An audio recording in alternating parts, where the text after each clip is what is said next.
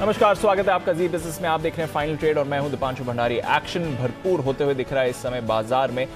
Volatile trade है। Russia और Ukraine को लेकर हर 2 घंटे में कुछ ना कुछ कमेंट्स आपको आते हुए दिख रहे हैं, जिस पर आप बाजार में उतार चढ़ाव देख रहे हैं। तो इस वॉलेटिलिटी में आपको क्या करना है, कहां बन रहे हैं आपके लिए ट्रेड के मौके और क्या स्ट्रैटेजी बनानी है, थोड़ी देर में अनिल जी से भी जानेंगे। उनका बाजार का आउटलुक, डेटा का विश्लेषण भी करेंगे। हमारे सारे एक्सपर्ट्स भी जुड़ चुके हैं। आइए उससे पहले इस समय की सबसे बड़ी बातें क्या है उस पर डाल देते हैं नजर। आज है वीकली एक्सपायरी और उसके बीच आप वॉलेटिलिटी बनते हुए देख रहे हैं। 17,400 के आसपास निफ्टी ट्रेड करते हुए दिख रहा है इस समय। निफ्टी में तो है अच्छा एक्शन, पर बैंकिंग शेयरों पर आज दबाव आते हुए दिख रहा है। बैंक निफ्टी करीब 200-250 अंकों की गिरावट के साथ ट्रेड करते हुए दिख रहा है। कई चुनिंदा बैंक्स हैं जहां पर आपको वीकनेस दिखेगी। मेटल्स, ऑटो और रियल एस्टेट, यहां से बाजार को सपोर्ट मिलते हुए दिख रहा है। हाइड्रोजन पॉलिसी, इसका फर्स्ट फेज का ऐलान आज होने वाला है और उससे पहले ऑयल एंड गैस शेयरों में अच्छी तेजी बनती हुई दिख रही है, तो वहां पर रखनी है नजर। कई सारे और मिड कैप शेयर्स भी हैं जिसको इस पॉलिसी से होगा फायदा। डाउ फ्यूचर्स यहां पर सुस्ती है, हालांकि निचले स्तरों से जरूर सुधरे हैं, बट ये भी वॉलेटाइल हैं इस समय। यूरोप के बाजार थोड़े मिले जुले दिख रहे हैं। जो रशिया और यूक्रेन की टेंशन है वो अभी तक बाजार से गई नहीं है। तो आइए इस वॉलेटिलिटी में किस तरह की आपको बनानी है स्ट्रैटेजी, कहां पर रखनी है नजर, इसके लिए हमारे साथ सारे एक्सपर्ट्स जुड़ने को है तैयार। उससे पहले आपको बता देते हैं आने वाले दिनों के लिए कुछ अहम ट्रिगर्स और साथ ही आज के खबरों वाले शेयर्स। कुशल और वरुण दोनों हैं हमारे साथ तैयार। कुशल, गुड आफ्टरनून, बताएं कौन से ट्रिगर्स पर है नजर।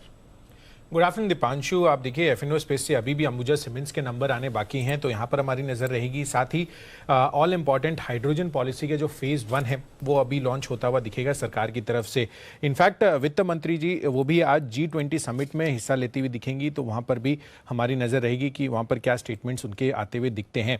शुक्रवार कल के सत्र में हुतामा की PPL हुतामा की इंडिया लिमिटेड ये अपने नंबर्स डिक्लेयर करेगी। साथ ही आर सिस्टम्स इंटरनेशनल पर भी आपको फोकस रखना है। एस्कॉर्ट्स यहाँ पर कल बोर्ड बैठक होगी जिसमें कुबोटा को इक्विटी शेयर के जरिए प्रेफरेंशियल अलॉटमेंट जारी करने पर विचार होगा और साथ ही QIP का इशू प्राइस फाइनल जो होता है वो तय करने पर इक्विटा स्मॉल फाइनेंस बैंक भी अपनी बोर्ड बैठक करता हुआ दिखेगा।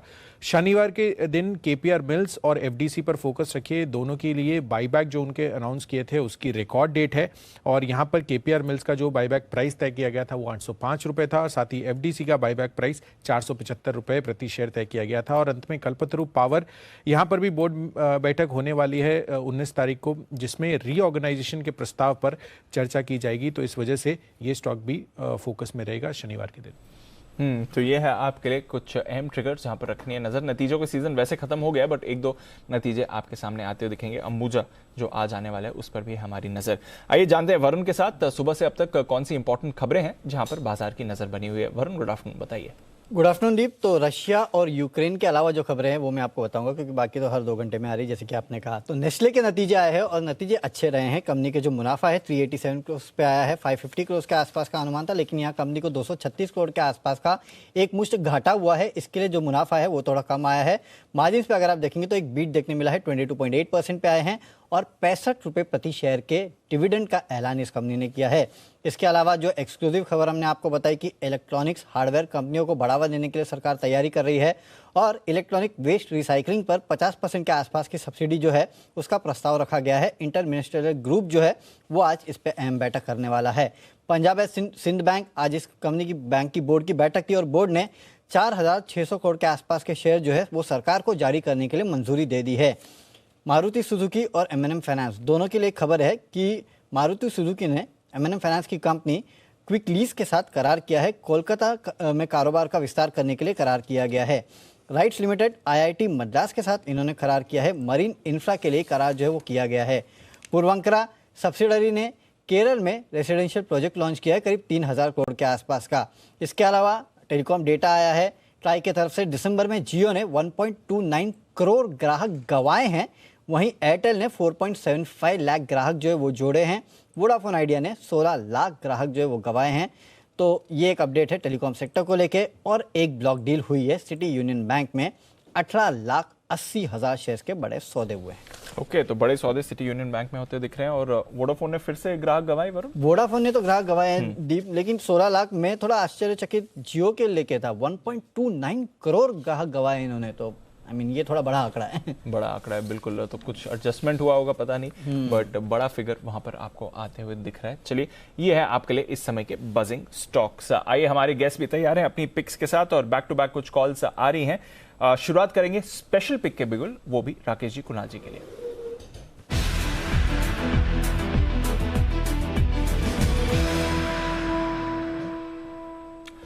कुणाल जी अभी आना बाकी है, बट राकेश जी आप ही करें शुरुआत, बताएं क्या है आपकी special pick. Deepanshu special pick है और कुणाल जी कनेक्टेड नहीं है, ले रहे हैं क्योंकि वही चीज होती है जो कल हो रही थी कि कोई और ले उड़ेगा। तो जो स्पेशल पिक वाला स्टॉक है हिंदुस्तान यूनिलीवर। काफी समय बाद स्टॉक चल रहा है। अगर हम देखें तो 2020 प्री कोविड जो लेवल्स थे उनके नीचे ट्रेड कर रहा है और टेक्निकली काफी बड़ा बेस बना है और बड़ी इंटेंसिटी का एक बड़ा रिवर्सल लीवर के चार्ट में देखने को मिल रहा है। तो हिंदुस्तान यूनिलीवर पर एक ओवरवेट खरीदारी की राय है और ये है हमारा स्पेशल पिक वाला स्टॉक।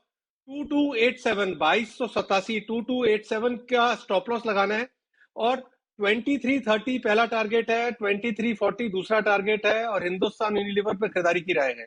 मंसल जी आपकी टाइमिंग एकदम सही हो गई सर, 2 सेकंड बाद आप बताते तो हिमांशु जी आपके आगे निकल जाते, क्योंकि उनके रेडार पर भी यही स्टॉक था। तो एकदम सही समय पर आपका मैसेज आ गया। हिमांशु जी 2 सेकंड और आपको अगली बार से पहले मैसेज करना होगा। बताएं सर आपकी क्या स्ट्रैटेजी है इस पर। दीपांशु जी मुझे लगा कि आप अभी वरुण के साथ बिजी हैं तो थोड़ा टाइम से मैं मैसेज भेजता हूं, पर गलती हो गई, अगली बार से ध्यान रखूंगा। देखिए हिंदुस्तान यूनिलीवर नो डाउट यहाँ पर बंसल जी ने जिस तरह से कवर किया इसको कि काफी समय की कंसोलिडेशन के बाद एक बेस बनाने के बाद ये स्टॉक अब साइंस दिखा रहा है कि फाइनली यहाँ पर बॉटम बनता हुआ नजर आ सकता है। और जिस तरह से स्टॉक 2300 के ऊपर मल्टीपल अटेम्प्ट्स के बाद यहाँ पर आज के सेशन में निकल रहा है, मुझे लगता है कि इमीडिएट शॉर्ट टर्म में 2340 2360 रुपए तक की अपसाइड दिखाने के लिए तैयार है। अब दीपांशु जी सबसे अच्छी बात यह है यहाँ पर कि अगर हम इसको ऑप्शंस के जरिए लेते हैं तो यहाँ पर अभी भी जो आईवीज है वो लो है, क्योंकि स्टॉक काफी दिनों से एक नैरो रेंज में था। तो इसको ट्रेड करने के लिए 2300 के स्ट्राइक की कॉल ऑप्शन को भी खरीदारी करके चला जा सकता है, जो मेरी तरफ से स्ट्रैटेजी रहेगी। लगभग 26-27 रुपए के आसपास हिंदुस्तान यूनिलीवर की कॉल ऑप्शन खरीदारी करके चलें। मेरा ऐसा मानना है कि यहाँ पर पहला टारगेट 42 रुपए का और दूसरा टारगेट 48 रुपए तक का आता हुआ नजर आ सकता है। 23 रुपए के स्टॉप लॉस के साथ हिंदुस्तान यूनिलीवर की कॉल ऑप्शन में खरीदारी करके चलने की सलाह है। स्टॉक सेम है बट 2 अलग स्ट्रैटेजीज हैं। बंसल जी की आप लीजिए स्पेशल पिक, फ्यूचर्स में आप खरीदारी कर सकते हैं। हिमांशु जी की कॉल लीजिए तो यहाँ पर आप 2300 की कॉल के जरिए ट्रेड कर सकते हैं। बट फोकस है HUL पर, जो इस समय आपको अच्छी मूव दिखा रहा है और निफ्टी को सहारा देने की कोशिश कर रहा है। वो उसके बावजूद कि बैंक्स में अब थोड़ी बिकवाली और बढ़ती हुई दिख रही है। तो अब 350 पॉइंट्स का कट आपको बैंक निफ्टी में दिखेगा। 37,700 के नीचे अब बैंक निफ्टी आपको फिसलते हुए दिख रहा है। आइए कुछ और स्टॉक्स जो इस समय एक्शन में है। सीमेंस में हो रही है खरीदारी, इस स्टॉक पर भी आपको रखनी है नजर और अच्छा एक्शन दिख रहा है। इनफैक्ट डेज हाई पर आपको इस समय सीमेंस आते हुए दिखेगा। वागले साहब गुड आफ्टरनून, सीमेंस पर कोई राय sir? Deepanshu good afternoon. Trend positive है, तो मल्टीपल रेजिस्टेंसेस को ये निकाल रहा है 2460 2470 ये रेंज में, लेकिन अभी भी वो मोमेंटम मिसिंग है। तो ये निकालेगा तो भी 2500 पे जाके अटक सकता है। तो यस इंट्राडे अगर 2470 निकालता है 20-25 रुपए की मूव मिल सकती है। 2445 का स्टॉप लॉस, 2500 का टारगेट, ये ट्रेड सेटअप बैठता है। इससे बड़ा कोई मूव मुझे लगता नहीं। तो ये है आपके लिए सीमेंस जिसमें एक अच्छी मूव आ रही है। देखते हैं यहां से एक्शन इस पर बनता है कि नहीं। श्रीराम ट्रांसपोर्ट फाइनेंस, इस पर भी एक अच्छी मूव आई है। सुमित जी जरा इसके चार्ट पर नजर डालें, क्या चल रहा है श्रीराम ट्रांसपोर्ट फाइनेंस में? दीपांशु देखिए श्रीराम ट्रांसपोर्ट फाइनेंस के अंदर मोमेंटम अच्छा बना हुआ है। एग्जिस्टिंग पोजीशंस होल्ड करें, लेकिन फ्रेश खरीदारी के लिए थोड़ा सा वेट करें। थोड़ा कोई भी डिप आता है तो लोअर लेवल्स पे फ्रेश खरीदारी करके चलने का सलाह रहेगा। ऊपर के अंदर स्टॉक में जो रेजिस्टेंस है 1280-1300 के पास है, ये लेवल जब ऊपर में टूटेंगे तो उसके बाद एक बढ़िया मूव ऊपर की तरफ श्रीराम ट्रांसपोर्ट फाइनेंस के अंदर देखने को मिल सकता है। एग्जिस्टिंग पोजीशंस होल्ड करें, फ्रेश खरीदारी डिप्स पे कर दें। ओके, एग्जिस्टिंग पोजीशन होल्ड करते हैं, फ्रेश खरीदारी डिप्स में करेंगे। ICICI प्रू, इस पर भी रखिए नजर। इंश्योरेंस स्टॉक्स पिछले कुछ दिनों में काफी भारी इनकी पिटाई हुई है, बट अब एक रीबाउंड के स्लोप पर ये आपको आते हुए दिख रहे हैं। हिमांशु जी इसके चार्ट पर नजर डालें, डेज हाई पर ICICI प्रू।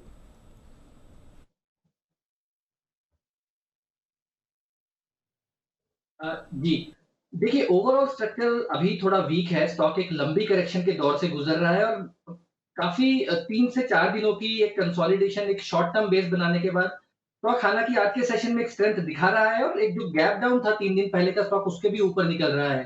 तो शॉर्ट टर्म में मुझे लगता है कि इस स्टॉक में एक पोटेंशियल है वापस से 530-535 रुपए तक के एक पुल बैक के लिए। बट अभी तक मुझे लगता है कि स्टॉक थोड़ा सा ट्रेंड वाइज वीक है, तो यहाँ पर कोई पोजिशनल तौर पे खरीदारी से बचना चाहिए। अगर कोई उछाल मिलता है 535-540 की तरफ तो वहां पर एग्जिट करके चले अपनी जो एग्जिस्टिंग पोजीशन है। हिमांशु जी, सुबह आपकी कॉल बढ़िया रही। कमिंस पर आपने 960 की कॉल खरीदने की राय दी थी। 990 के करीब इस समय स्टॉक आते हुए दिख रहा है, 985 पर है। डेज हाई पर कमिंस आ रहा है। क्या करना है सुबह की कॉल पर? 960 कॉल जो खरीदनी थी, क्या है लेवल्स और कुछ रिवाइज्ड अब इस पर स्ट्रैटेजी? तो दीपांशु बिल्कुल मैं इसका एक अपडेट देना ही चाह रहा था। ऑलमोस्ट टारगेट अचीव होते हुए नजर आए हैं। 32 रुपए के हमने इस कॉल में टारगेट दिए थे, 31.5 रुपए के आसपास के करंट हाई बने हैं। तो 960 की स्ट्राइक में यहाँ पर प्रॉफिट बुक करके चलने की सलाह रहेगी और यहाँ पर फ्रेश पोजीशन बनाकर चला जा सकता है अब 980 की स्ट्राइक की कॉल ऑप्शन में। मुझे लगता है कि अगर ऑप्शन के जरिए चलना है तो 980 की स्ट्राइक में खरीदें, नहीं तो अगर फ्यूचर की ही पोजीशन बनानी है तो यहाँ पर 1000 रुपए 1010 रुपए तक के टारगेट्स आते हुए नजर आ सकते हैं। 980 के आसपास खरीदारी करें। 974 974 रुपए के स्टॉप लॉस के साथ 1010 के टारगेट के लिए क्यूमिन में यहाँ से फ्रेश भी खरीदारी करके चला जा सकता है। ओके, तो फ्रेश खरीदारी भी आप यहाँ पर करके चल सकते हैं। कमेंट्स पर रखिए नज़र। बढ़िया एक्शन में ये काउंटर आपको आते हुए दिख रहा है। तो थोड़े थोड़े स्टॉक्स हैं जो इस समय मोमेंटम पकड़ रहे हैं। देखते हैं यहाँ से किस तरह की मूव इस पर आएगी। बट इकोनॉमी से जुड़े स्टॉक्स पर डेफिनेटली एक मूवमेंट बन रहा है। श्नाइडर इलेक्ट्रिक पर आपको अच्छी मूव आती हुई दिख रही है। शेफलर इंडिया यहाँ पर 9-9.5% की मूव आ रही है। ये दोनों काउंटर्स में आपको अच्छा एक्शन बनते हुए दिखा है। तो नजर रखिए, चुनिंदा कैश मार्केट के स्टॉक्स हैं। शेफलर तो ऑफकोर्स अपने नतीजों पर भी रिएक्ट कर रहा है, इसलिए इतना बड़ा मूव इस पर आया है। जैन साहब भी हमारे साथ हैं तैयार। जैन साहब, गुड आफ्टरनून सर। ट्रैक करते हैं शेफलर इंडिया, नतीजों के बाद बड़ा रिएक्शन इस पर आते हुए दिखा है, कोई राय?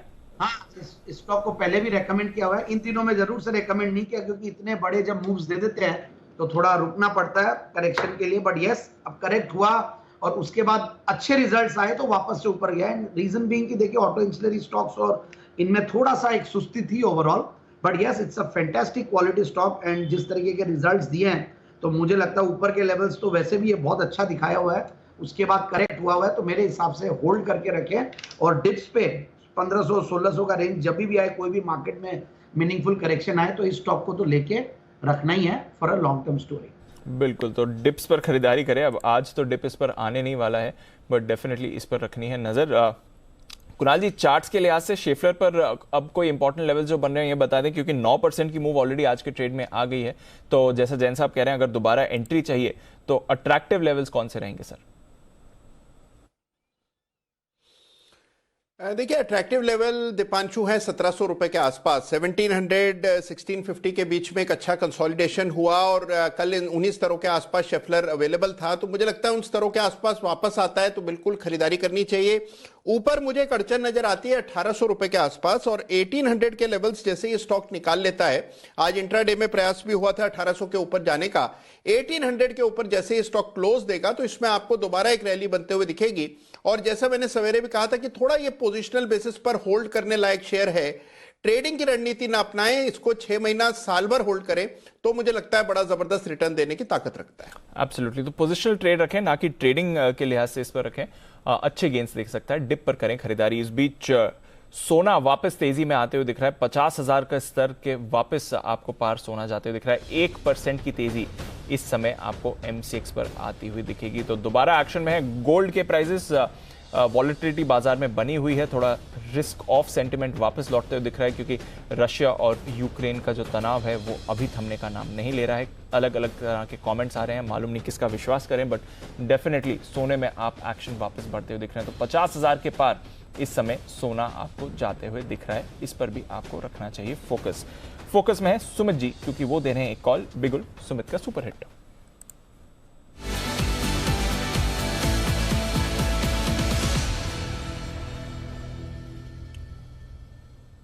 बताएं सुमित जी।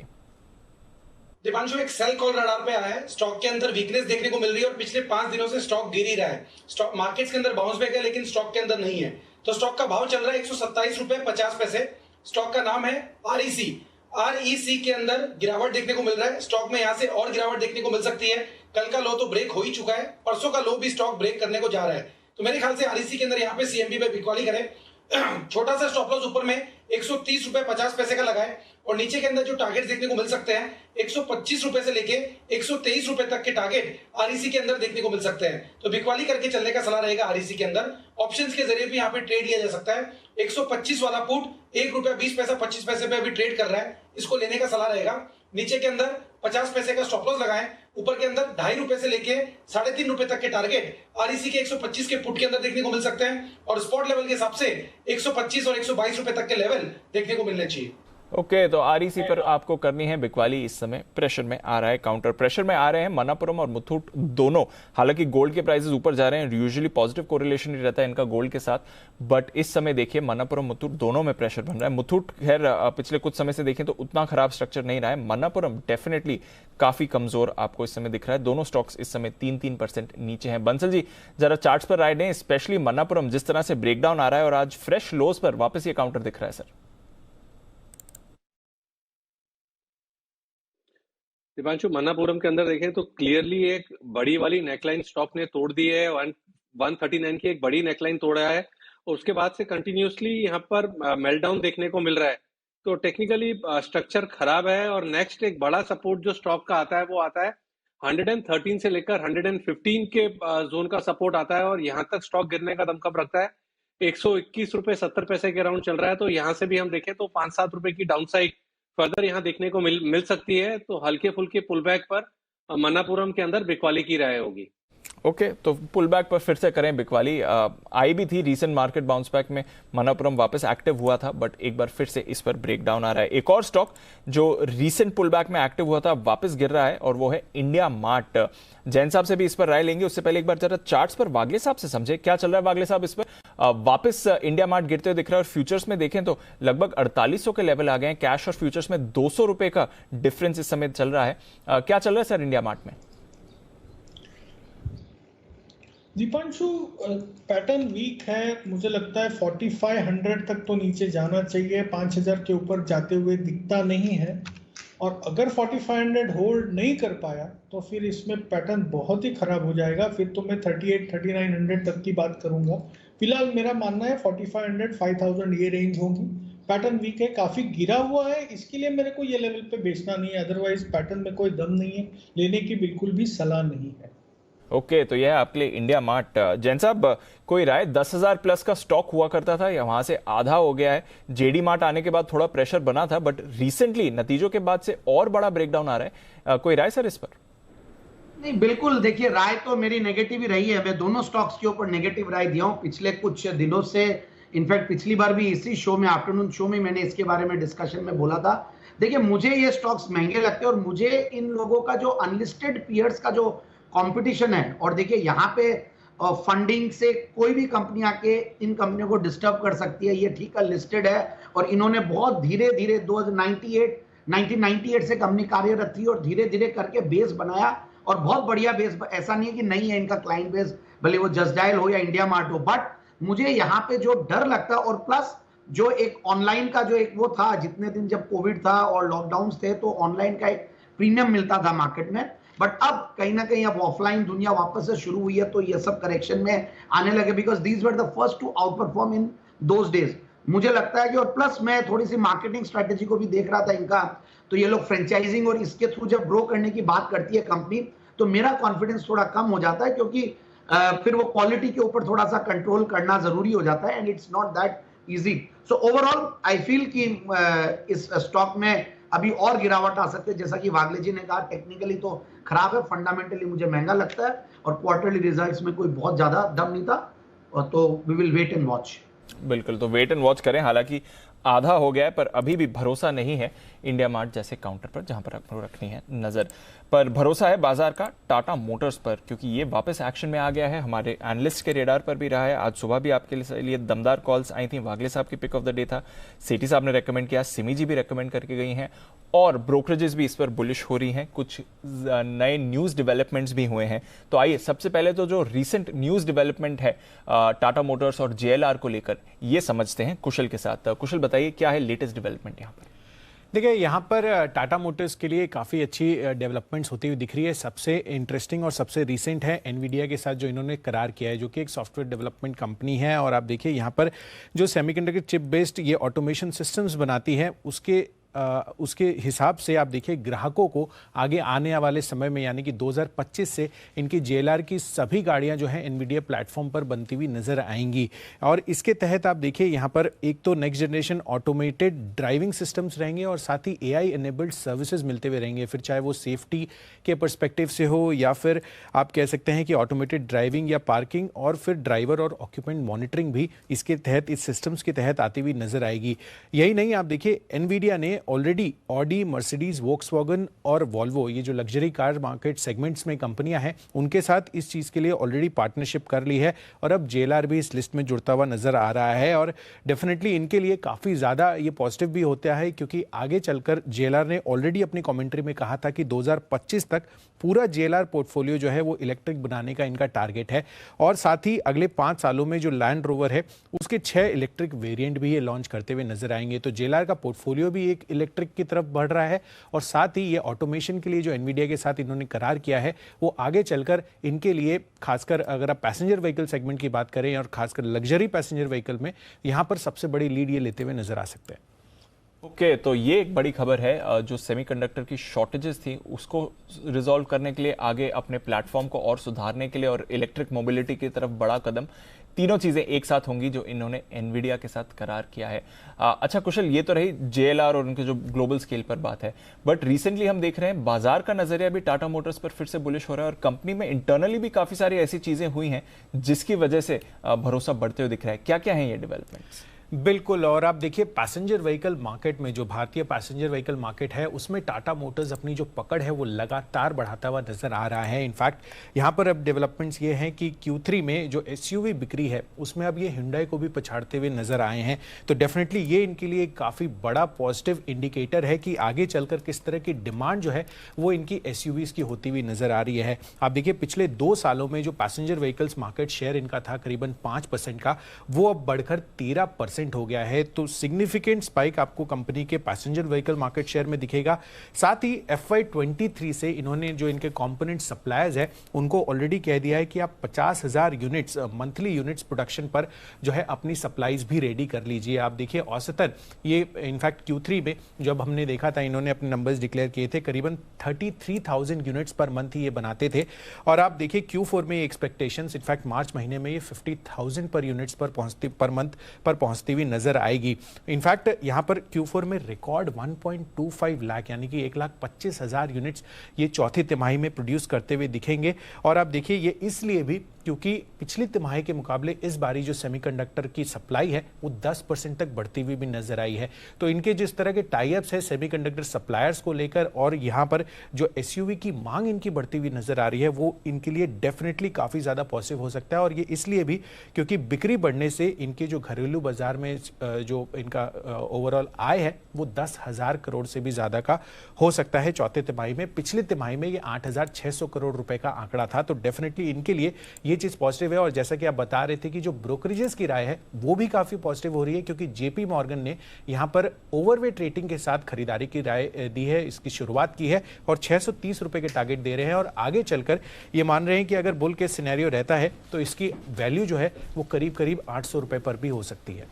यहाँ से भी 50% की अपसाइड, करेक्ट, बड़ा बुल केस बन रहा है। जैन साहब, खरीदेंगे टाटा मोटर्स को 500 के लेवल पर? हाँ देखिए, सर्टेनली बहुत ज्यादा मेरा हॉट पिक में तो नहीं रहा है, हालांकि मुझे महिंद्रा मारुति ज्यादा अच्छे लग रहे हैं, बट टाटा मोटर्स जिस तरीके से देखिए चेंजेस आ रहे हैं और जो मैनेजमेंट का विजन से और जो डेट रिडक्शन और फिर ये जो सारी पॉजिटिव न्यूज और उनके जो मॉडल्स को जो रिस्पॉन्स मिल रहा है मार्केट में, भले वो नेक्सॉन हो या ओवरऑल, बट बहुत डिफिकल्ट है प्रेडिक्ट करना क्योंकि इंटरनेशनल मार्केट से भी बहुत ज्यादा जुड़ा हो। बट फिर भी यस, इट्स अ बाय, मतलब इन लेवल्स पे जिन्होंने ले रखा वो होल्ड करके रखे, बाकी मेरे हिसाब से बाय भी है। एंड मैं तो एक्चुअली थोड़ा सा जिस तरीके से हमारे चैनल पे सारे दिग्गज एनालिस्ट और सब पैनलिस्ट लोग टाटा मोटर्स के ऊपर बुलिश हो रखे हैं, तो मुझे लगता है कि I need to be changing my opinion थोड़ा सा। बट यस, मैं ये है कि मैं बेरिश तो नहीं हूं, but at the same time I will look for some other options, but yes it's a good hold. Okay, तो होल्ड करना ज़रूरी है टाटा मोटर्स, इस पर रखिए आप नज़र। वागले साहब ने भी आज सुबह यहाँ पर पिक ऑफ द डे में खरीदारी की राय दी थी। चलिए देखते हैं यहाँ से कैसी चाल रहेगी। इस बीच अनिल सर भी हमारे साथ शो में तैयार, और थोड़ी देर में सर स्ट्रैटेजी भी आपके लेंगे। डेटा आपसे समझें उससे पहले उतार चढ़ाव वाला बाजार फिर से हो रहा है, और पिछले 2 घंटे में फिर से वो रशिया यूक्रेन शुरू हो गया। जैसे ही वहाँ पर सुबह होती है शुरू हो जाता है। हाँ, वो हमारे यहाँ 2 बजे का टाइम और उनके वहाँ पर सुबह का टाइम, और अभी भी वो मैं देख रहा था कोई एक ब्लूमबर्ग पे भी पोस्ट थी यरूशलेम की लेकर के, जहाँ पर वो कह रहे थे कि हमने रशिया के ट्रुप्स को पीछे जाते हुए नहीं देखा। तो ये कुछ ना कुछ खबरें चलती रहेगी ऐसी, जो थोड़ी बहुत आती रहेगी, तो और वोलेटाइल भी रहेंगे। लेकिन 2 चीज साफ दिख रही है दीप अभी तक के मार्केट से, निफ्टी और बैंक निफ्टी दोनों का चार्ट साथ लगा के देखिए। निफ्टी पूरी तरह से स्ट्रेंथ के संकेत दे रहा है और बैंक निफ्टी पूरी तरह से वीकनेस के संकेत दे रहा है। ये बहुत क्लियर कट लग रहा है कि निफ्टी को नीचे नहीं जाना है बहुत, और बैंक निफ्टी को ऊपर नहीं आना है बहुत। ये आपको पैटर्न नजर आएगा। मेरे ख्याल से डेटा लेवल्स ये कम काम के हैं, न्यूज़ फ्लो ज़्यादा काम का है। तो प्योरली फोकस ट्रेडिंग एक्टिविटी को कम रखने पर करें, जो करना है इंट्राडे करें, स्टॉप लॉस ट्रेड लेने के साथ साथ ही लगा दे और थोड़ा डीप लगाएं, क्योंकि शार्प मूवमेंट दोनों तरफ आते हैं। अब पता नहीं ये जो खबरें आनी उसका भी इम्पैक्ट होता है नहीं होता, यू नेवर नो। तो इसलिए खबरें सब तरह की है, कौन जाने थोड़ी देर बाद कोई और अच्छी खबर भी आ जाए। अभी ये खबर है, तो इसलिए मेरे ख्याल से थोड़ा अलर्ट रहना चाहिए। अच्छी बात एक ही है कि आपने 17,250 के नीचे ट्रेड नहीं देखा, वो ठीक है कि कम से कम आप कल के लोज को नहीं तोड़ रहे हैं। लेकिन बैंक निफ्टी कल के लोज के नीचे ही ट्रेड कर रहा है, तो वहां पर थोड़ा सा कंफर्ट आपके लिए कम है। तो मेरे ख्याल से थोड़ा सा मामला रिस्की है। ठीक है।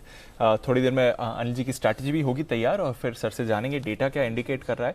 पर आइए तब तक हिमांशु जी की एक कॉल है तैयार, तो बिगुल उनके लिए BTSTT का।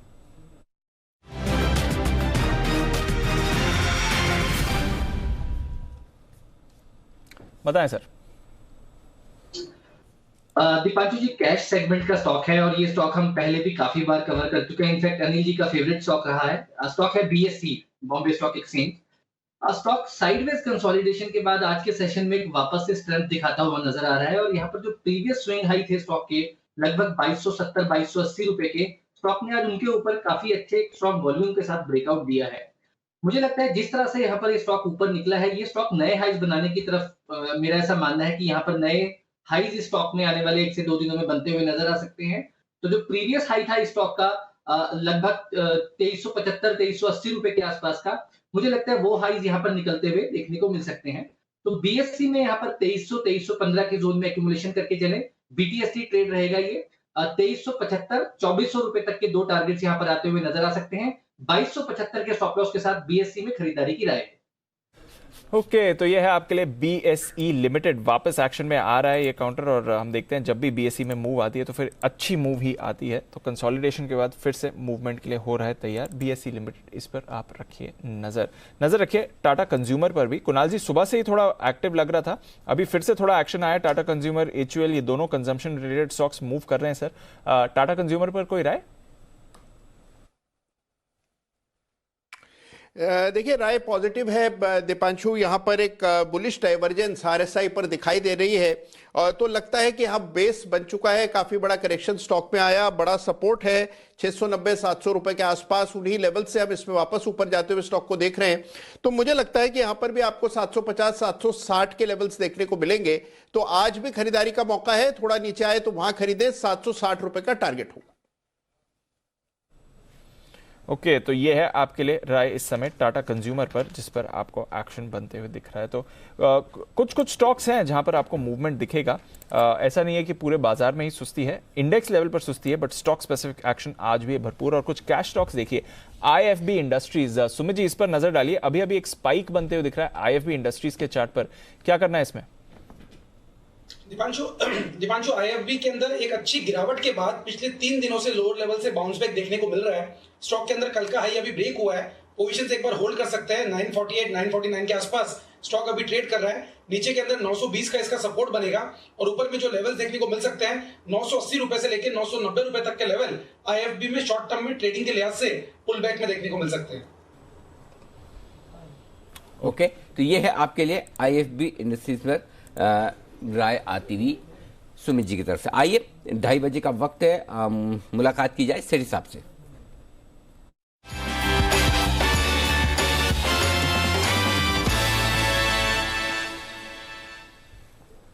स्वागत है आपका सेठी साहब, बताएं सर क्या करना है।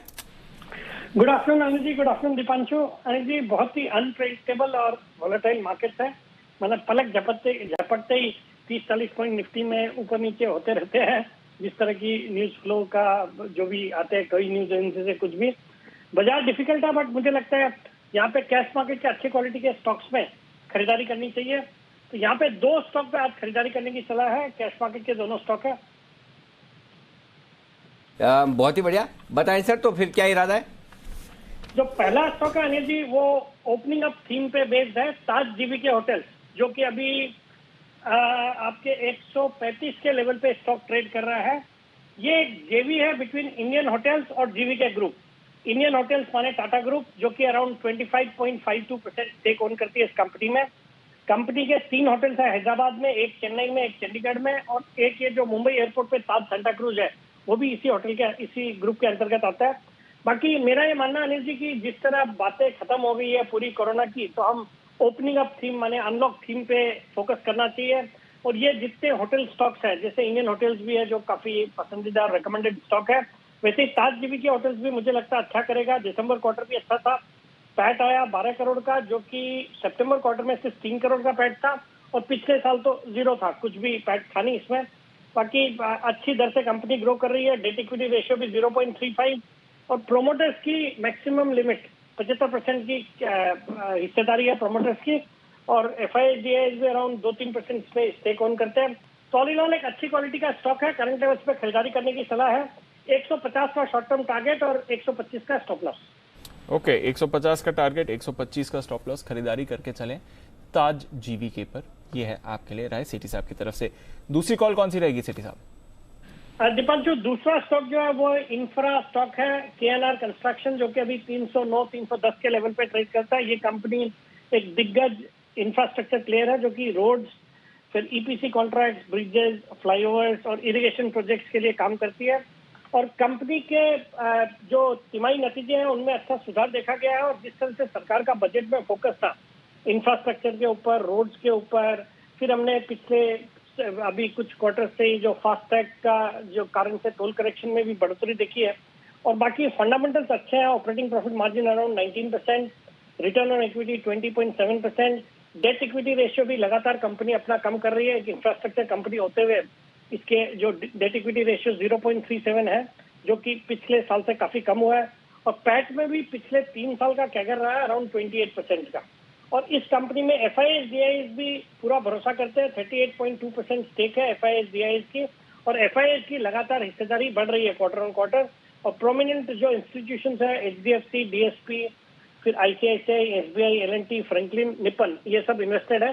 मुझे लगता है ये स्टॉक भी जैसे सेंटिमेंट ठीक होंगे अच्छा करेगा। यहाँ से इसमें खरीदारी करने की सलाह। करंट लेवल्स पे 325 का मेरा शॉर्ट टर्म टारगेट है, और 305 रुपए का छोटा स्टॉप लॉस। ओके, तो ये है आपके लिए KNR कंस्ट्रक्शन, इस पर है खरीदारी की राय, और साथ ही ताज जीवीके, इस पर भी आपके लिए खरीदारी की राय आती रखी। तो 2 कैश कॉल्स सेठी साहब की तरफ से, जहां पर आपको एक्शन बनते हुए दिखेगा। शुक्रिया सर हमारे साथ जुड़ने के लिए और ये दोनों कॉल्स शेयर करने के लिए। तो अच्छे एक्शन के लिए हो जाइए तैयार। कैश स्टॉक्स, जैसे मैं कह रहा था, अच्छी मूव कई सारे कैश स्टॉक्स में आ रही। IFB इंडस्ट्रीज की हमने बात करी, एफिल इंडिया, इस पर भी एक अच्छी मूव आती हुई दिख रही है। बंसल जी, जरा एफिल का चार्ट देखें, क्या चल रहा है इसमें?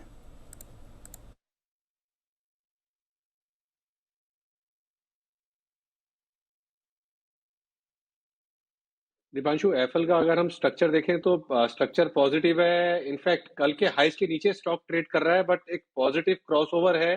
नीचे में 1205 एक अच्छा सपोर्ट है, तो जिनके पास है बने रहने की राय है। और कल के हाइस के ऊपर निकले 1230 के लेवल्स को तोड़े, तब एक फ्रेश मोमेंटम देखने को मिलेगा। तो फ्रेश खरीदारी की राय होगी 1230 के ऊपर। तो ये है आपके लिए राय इस समय एफिल इंडिया पर, इस पर भी आप एक्शन एक्सपेक्ट कर रहे हैं। कैश स्टॉक्स मूवमेंट में आते हुए दिखेंगे, इन्हीं पर रखनी है नजर। क्वेस्ट कॉर्प, इस पर भी आपको अच्छा एक्शन बनते हुए दिख रहा है, ये स्टॉक भी थोड़ा थोड़ा मूवमेंट दिखा रहा है। GSFC में हो रही है खरीदारी, यहाँ पर भी रखिए नजर। तो कैश कई सारे स्टॉक्स हैं जो इस समय अच्छी मूव आपको दिखा रहे हैं। PNC इंफ्रा, इस पर भी एक मूवमेंट होते हुए दिख रहा है, यहाँ पर भी रखिए नजर। इनफैक्ट सुमित जी से जरा एक बार राय लें PNC इंफ्रा पर। सुमित जी, कोई व्यू? दिवांशु, PNC इंफ्रा के अंदर भी बाउंस बैक देखने को मिल रहा है, लेकिन कोई बड़ा तेजी का संकेत अभी तक चार्ट्स के ऊपर मिला नहीं है। 280 285 के ऊपर ये स्टॉक आएगा तो ही ये स्टॉक के अंदर एक बढ़िया और एक अच्छा मूव ऊपर की तरफ देखने को मिलेगा। फिलहाल एग्जिस्टिंग पोजीशंस होल्ड रख के चले और स्टॉप लॉस लगाया नीचे में 268 का और ऊपर में 285 का लेवल टूटेगा, उसके बाद इसमें फ्रेश बाय बनेगा। इस पर अभी आपको रखनी है नज़र, कैश मार्केट पर बनाए रखें आप व्यू। इस समय एक्शन बन रहा है, शेफलर इंडिया अब 11% ऊपर हो गया है, तो इस पर भी तेजी का रुझान है। जेके पेपर, जैन साहब ये भी एक्शन में है आज। जेके पेपर अनलॉक ट्रेड भी अब प्ले आउट होते हुए दिख रहा है। लगभग कंट्री के सभी स्कूल्स कॉलेजेस खुल गए हैं। अब तो सेंट्रल गवर्नमेंट ने भी बोल दिया है राज्यों को कि आप पाबंदियां हटाएं या फिर ढील दें। जेके पेपर पर क्या करना है सर?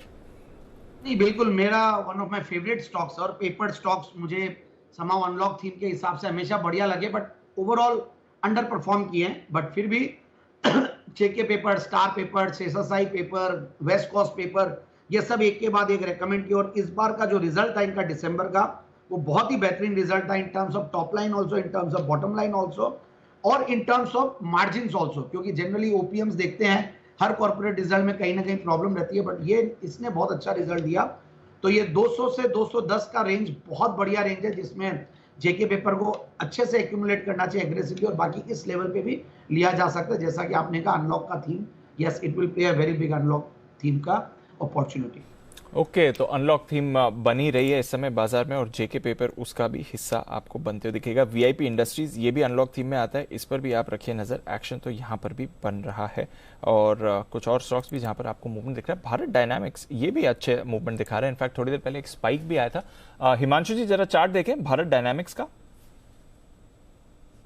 दीपांशु जी काफी स्ट्रॉन्ग सेटअप है, इनफैक्ट एक आउट परफॉर्मर रहा है और एक नए हाइज बनाने के बाद स्टॉक पिछले कुछ दिनों में अपने स्ट्रॉन्ग सपोर्ट जोन को रीटेस्ट करता हुआ नजर आया। तो मुझे लगता है कि ये खरीदारी के एक्यूमुलेशन के अच्छे लेवल्स हैं। 450 470 की जो जोन है यहाँ पे खरीदारी करके चला जा सकता है। एक छोटा स्टॉप लॉस क्लोजिंग बेसिस पर 430 रुपए का लगाकर चलने की सलाह रहेगी और मेरा ऐसा मानना है कि आने वाले समय में ये स्टॉक फिर से नए हाइज बनाता हुआ नजर आएगा, तो यहाँ पर बिल्कुल खरीदारी करके चलने की सलाह है। ओके, तो ये है आपके लिए भारत डायनामिक्स जिस पर आप खरीदारी करके चल सकते हैं। एक और काउंटर जिस पर आपको मूवमेंट दिखेगा। स्टॉक्स पर रखिए नजर, धीरे धीरे करके कई सारे काउंटर्स हैं जो एक्शन दिखा रहे हैं। अशोका बिल्डकॉन ये भी एक और स्टॉक है जिस पर आप मूवमेंट देख रहे हैं, यहां पर भी रखनी है नजर। बैंक्स और फाइनेंशियल्स में कमजोरी है पर एचडीएफसी लिमिटेड पर रखिए नजर क्योंकि ये इस समय डेज हाई पर ट्रेड कर रहा है। 2.5% ऊपर एचडीएफसी लिमिटेड है। सुमित जी जरा देखें एचडीएफसी लिमिटेड में क्या चल रहा है इस समय। इसके अंदर तो मेरे को लग रहा है रिवर्सल के संकेत है दीपांशु। इसके अंदर पोजीशंस को होल्ड करें।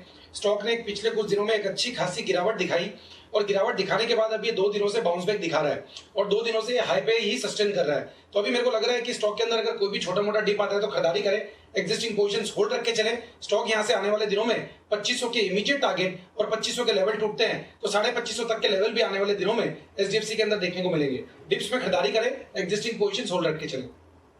डिप्स में करें खरीदारी और एग्जिस्टिंग पोजीशंस होल्ड करके चलें। यह है आपके लिए एचडीएफसी लिमिटेड। तो नजर रखिए, वैसे बाकी बैंकिंग और फाइनेंशियल नेम्स में कमजोरी है बट एचडीएफसी लिमिटेड इस समय आपको डेफिनेट स्ट्रेंथ दिखा रहा है। तो कुछ स्टॉक्स हैं जो आपको होल्ड आउट करने की कोशिश कर रहे हैं। नवीन फ्लोरिन पर अच्छी मूव आ रही है। वागले साहब नवीन फ्लोरिन को देखें सर।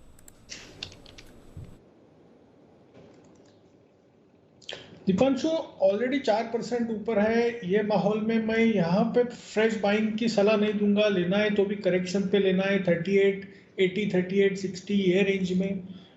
बिल्कुल ये एक मूव एक्सटेंड हो सकती है 4000 4050 तक, लेकिन स्टॉप लॉस यहाँ पर थोड़ा सा लंबा होगा तो मैं थोड़ा सा वेट करूंगा। तो ये है आपके लिए इस समय वागले साहब की तरफ से नवीन फ्लोरिन पर रहा है। ये जो हाइड्रोजन पॉलिसी आ रही है उसका कुछ इनडायरेक्ट बेनिफिट नवीन फ्लोरिन को भी होगा, ऐसा बाजार का मानना है। तो इसके दम पर भी आप थोड़ा एक्शन इस स्टॉक में बनते हुए देख रहे हैं। तो कुछ कुछ काउंटर्स हैं जहां पर थोड़ा मूव आ रहा है। पॉलीकैब इस पर भी थोड़ा एक्शन बनते हुए दिख रहा है।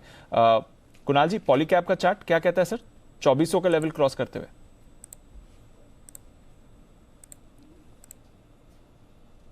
परफॉर्मेंस आज जरूर देखने को मिल रही है दीपांशु। स्टॉक एक रेंज में है और रेंज अगर आप देखें तो 2250 रुपए से लेकर के लगभग 2600 रुपए तक की एक बड़ी रेंज है और मुझे लगता है रेंज के बीचों बीच ये स्टॉक है तो फिलहाल वेट एंड वॉच करना चाहिए। पहले की खरीद है तो बिल्कुल बने रहें। रेंज का अपर एंड 2600 है, वहां प्रॉफिट बुक करना चाहिए। तो फिलहाल मुझे लगता है वेट एंड वॉच करें। 2600 के आसपास प्रॉफिट बुक करने की राय। तो ये है आपके लिए इस समय राय। चुनिंदा काउंटर्स पर रखिए नजर, मूवमेंट आते हुए दिख रहा है। निफ्टी भी होल्ड आउट करने की कोशिश इस समय कर रहा है, बट कुछ काउंटर्स हैं जहां पर आपको एक ब्रेकडाउन आते हुए दिखेगा। मन्नापुरम मुथूट के बाद अब M&M फाइनेंस पर भी आपको वीकनेस बनती हुई दिख रही है। आइए श्रीकांत जी भी हमारे साथ जुड़ रहे हैं। और श्रीकांत जी, M&M फाइनेंस एक बाउंस बैक आया था, वापस फिसला है और अब 160 के नीचे जा रहा है M&M फाइनेंस, क्या चल रहा है इसमें सर? इनफैक्ट काफी इंटरेस्टिंग फॉर्मेशन ये बना है। एक रेंज के अंदर दीपांशु ये ट्रेड कर रहा है, 175 के ऊपर नहीं जा रहा है और पिछले कई दिनों से 150 के करीब इसे काफी बड़ा सपोर्ट भी मिल रहा है। मुझे लगता है कि थोड़ा ये और ऐसा ही वक्त निकाल सकता है, क्योंकि ओवरऑल एनबीएफसी स्पेस अगर आप देखें तो सभी में लोअर लेवल्स पे मुझे लगता है कि एक्यूमुलेशन चल रहा है। बेटर ये रहेगा कि इसमें से एग्जिट करे और बजाज फाइनेंस या तो चोलामंडलम फाइनेंस को आप चुन सकते हो, बिकॉज मुझे लगता है वहां पे हमें बहुत अच्छी तेजी आने वाले दिनों में देखने मिलेगी। महिंद्रा एंड महिंद्रा फाइनेंस हमें लगता है कि अंडर परफॉर्म करेगा। ओके, M&M फाइनेंस एक अंडर परफॉर्मर है ही, नजर रख रहे हैं इस पर। इस बीच आरबीएल बैंक पर सुमित जी की एक राय लेना चाहूंगा। सुमित जी, सुबह आपने आरबीएल पर शॉर्ट कराया था, पुट खरीदने की भी राय दी थी और आरबीएल भी इस समय फिसलते हुए दिख रहा है, डेज लो के करीब आ रहा है। रिवाइज करना चाहेंगे इस कॉल को सर, या क्या करना है आरबीएल में इस समय? बिल्कुल दीपांशु, आपको एकदम सही याद है, सुबह इसको शॉर्ट दिया था, वहां से 2-2.5 रुपया तो ऑलरेडी नीचे है और अभी डेज लो के पास ही ट्रेड कर रहा है।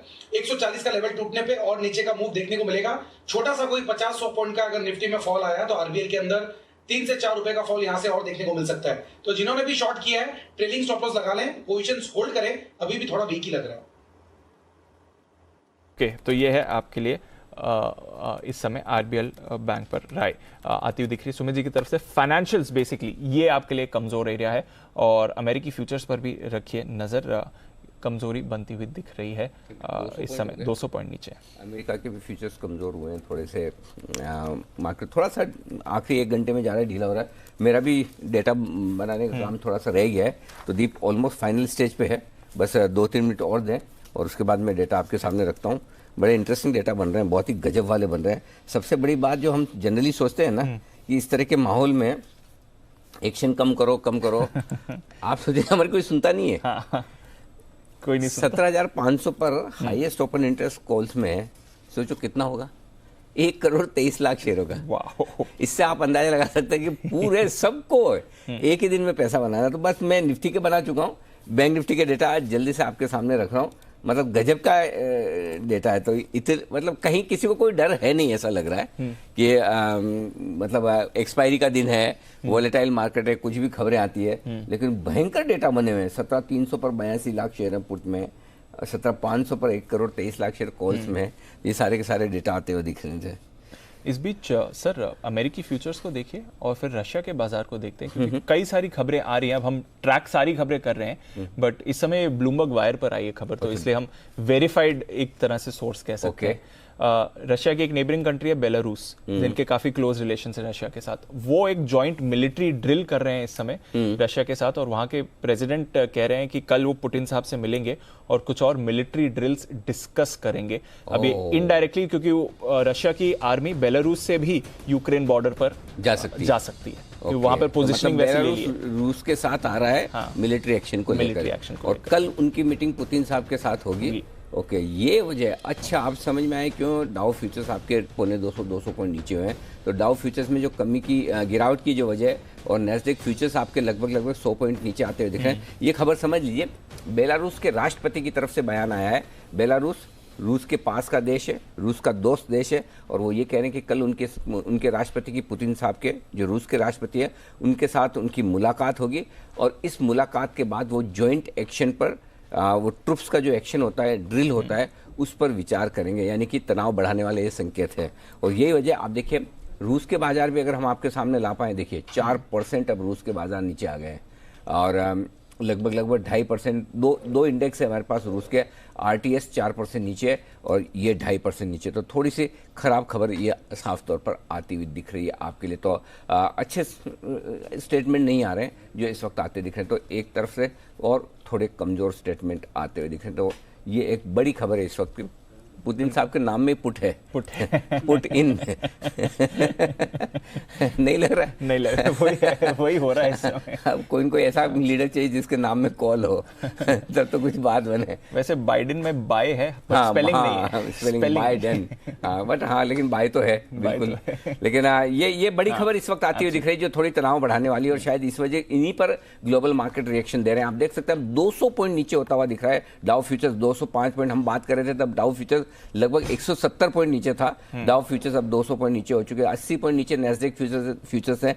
नैस्डैक फ्यूचर्स अब लगभग आप देख सकते हैं 100 पॉइंट नीचे हो चुके हैं। तो दबाव बनता हुआ दिख रहा है एक बार तेजी से यहाँ पर बाजारों में इस खबर के बाद कि बेलारूस के राष्ट्रपति का जो बयान आया है वो थोड़ा सा कॉन्फिडेंस हिलाने वाला है, वो सैनिक कार्रवाई बढ़ाने की तरफ, तनाव बढ़ाने की तरफ इशारा करता हुआ दिख रहा है। और शुक्रवार को पुतिन के साथ जॉइंट एक्शन पर चर्चा होगी। और जो एक बार आप बता रहे थे दीप, जो स्ट्रेटेजिकली बेलारूस के साथ रूस का संबंध है, एक बार वो फिर से समझाएं कि एग्जैक्टली क्यों बेलारूस के राष्ट्रपति का बयान काफी इंपॉर्टेंट है। पहली चीज तो ये रूस और बेलारूस दोनों अलग अलग देश है, अलग अलग देश है। ये वो फॉर्मर सोवियत रिपब्लिक्स हैं जो अब अलग हो गए हैं। कितने 9 देश में थे या 7 बने थे मेरे ख्याल से, उनके टूटा के पता नहीं, 9 बने। हाँ, तो उनमें से एक ही है, उनमें से एक ही है। अब तो क्राइमिया जो रीजन है, जो डिस्प्यूटेड रीजन है रशिया और यूक्रेन के बीच, एक तरफ बेलारूस भी वहां पर बॉर्डर करता है। तो जो आज सुबह खबर चल रही थी कि उस डिस्प्यूटेड रीजन में एक जगह है एलपीआर जहां पर यूक्रेन की तरफ से शेलिंग हुई थी, उसके रिस्पांस में हम देख रहे हैं कि मिलिट्री बिल्डअप बेलारूस की साइड से भी बढ़ गया है। जो रशिया के ट्रूप्स बेलारूस में हैं वो भी बॉर्डर पर अब आ गए हैं। अब उनका यह कहना है कि एक जॉइंट मिलिट्री ड्रिल चल रही है। अब ड्रिल तो आप कभी भी कर सकते हैं, हमारे अटैक करने की इंटेंशन नहीं है, बट जिस तरह से बॉर्डर के पास आ गए हैं, जिस तरह के ड्रिल्स किए जा रहे हैं, उससे एक डर बन रहा है। और फिर जब बेलारूस के प्रेसिडेंट कहते हैं कि कल वो पुतिन साहब से मिलकर और इस बारे में चर्चा करेंगे, तो फिर डेफिनेटली एक वार्निंग संकेत आप मान सकते हैं। अब वो कह रहे हैं कि ड्रिल पर चर्चा करने वाले हैं, बट डेफिनेटली अगर वॉर लाइक सिचुएशन है और तो उस समय आप ड्रिल कर रहे हैं बॉर्डर के पास और ऐसे स्टेटमेंट्स कर रहे हैं, तो उससे एक डर बन रहा है। दूसरी बात सर, जो आज यूक्रेन की तरफ से शेलिंग हुई है, अब काफी सारे अकाउंट्स ये कंफर्म कर रहे हैं कि 5 विलेजेस में उस एरिया में हुई है शेलिंग। मतलब यूक्रेन ने किया है? यूक्रेन ने किया है, मोटर शेलिंग हुई, कोई हैवी बॉम्बिंग नहीं करी है, बट मोटर शेलिंग उन्होंने जरूर करी है। ऐसे वीडियोस भी निकल कर आ रहे हैं यूक्रेन का। हाँ, उसके वीडियोस भी आए हैं बाद में, जो सुबह हम बात कर रहे थे, पता नहीं कंफर्म है कि नहीं, वो भी हुआ है। मतलब एक चीज है कि न्यूज तो अभी तक जितनी खबरें आई सही है, ये सही आई है, गलत एक भी नहीं है। भले मतलब वो कंफर्म होने में थोड़ा सा वक्त लगता है, हमारे यहाँ दिन रात और सब टाइम गैप होता है, फिर अलग अलग वहाँ की न्यूज एजेंसीज को कभी जनरली ट्रैक किया गया नहीं है, कौन सी सही है कौन सी गलत है। RIA, स्पुतनिक, ये 2-3 अब नाम पता चले हैं। रूस के ये फ्यूचर्स में हमने लाइफ में पहली बार दिखाए कल। तो ये सारी चीजें हो रही, लेकिन ये थोड़ी सी डिस्कम्फर्ट वाली खबरें। कहने का मतलब है कि थोड़ा सा सावधानी रखें आप, किसी भी तरफ तेजी में हो मंदी में हो, इस तरह की खबरें बार बार जो आती दिख रही है। 4.25% रूस के मार्केट गिरना ठीक बात नहीं है, 2.5-3% आप वापस दूसरे मार्केट गिर गए। डाउ फ्यूचर्स आप देखिए 200 पॉइंट नीचे, 100 पॉइंट नीचे आपके नैस्डैक फ्यूचर्स होते हुए दिख रहे हैं। हमारे मार्केट गिरा के लाल में आ गए आखिरी 1 घंटे में जाने के पहले। बैंक निफ्टी 4.25, थोड़ा डिस्कम्फर्ट वाला मार्केट बनता हुआ दिख रहा है वापस से। तो लेकिन इसका मतलब ये नहीं कि एक तरफा चलेगा, आप कोई भी खबरें वापस से आ सकती है, खींच भी सकता है। इसीलिए हम कह रहे हैं कि दिन की ट्रेडिंग करना इस तरह के माहौल में बड़ा रिस्की काम होता है। अगर आपके पास स्किल है, बहुत सारा पैसा है, जिसमें बोला 2 कंडीशन अगर आप पूरी करते हो। और ये को नई खबर क्या है, ये कौन से हवाई अड्डे पे गोलीबारी हुई? डोनेट्स्क का। अच्छा वही वाली उस एरिया की कैपिटल है बेसिकली। ओके, वो मेन सिटी उस अच्छा जहाँ पर ये किया गया है। ओके, बड़ा एरिया सर, एक्चुअली वो हमें कॉन्टेक्स्ट नहीं मालूम, बट काफी बड़ा एरिया है जहाँ पर ये इस समय विवाद बना हुआ है। हमारे बाजार पर भी डेटा समझ लें सर? हाँ बिल्कुल, डेटा तैयार है, आप बजाई दीजिए बिल्कुल। अब क्या सब कुछ तो तैयार ही है, कर दीजिए क्या। बिल्कुल, तो आइए अनिल जी के लिए मार्केट स्ट्रैटेजी का बिल्कुल।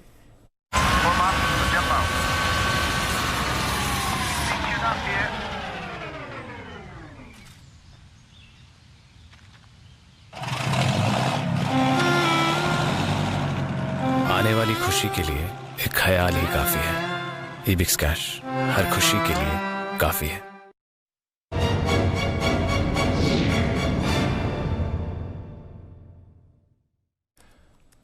अनिल जी, जो आपने ऑलरेडी वैसे ग्लोबल मार्केट का चेक ले लिया, 100 पॉइंट्स नीचे नैस्डैक फ्यूचर्स, 200 पॉइंट नीचे डाउ फ्यूचर्स। यूरोप के बाजार अब फिसलते हुए आपको दिख रहे हैं। गोल्ड में अब खरीदारी हो रही है क्योंकि ऑब्वियसली रिस्क का ऑफ सेंटिमेंट बाजार में आते हुए दिख रहा है।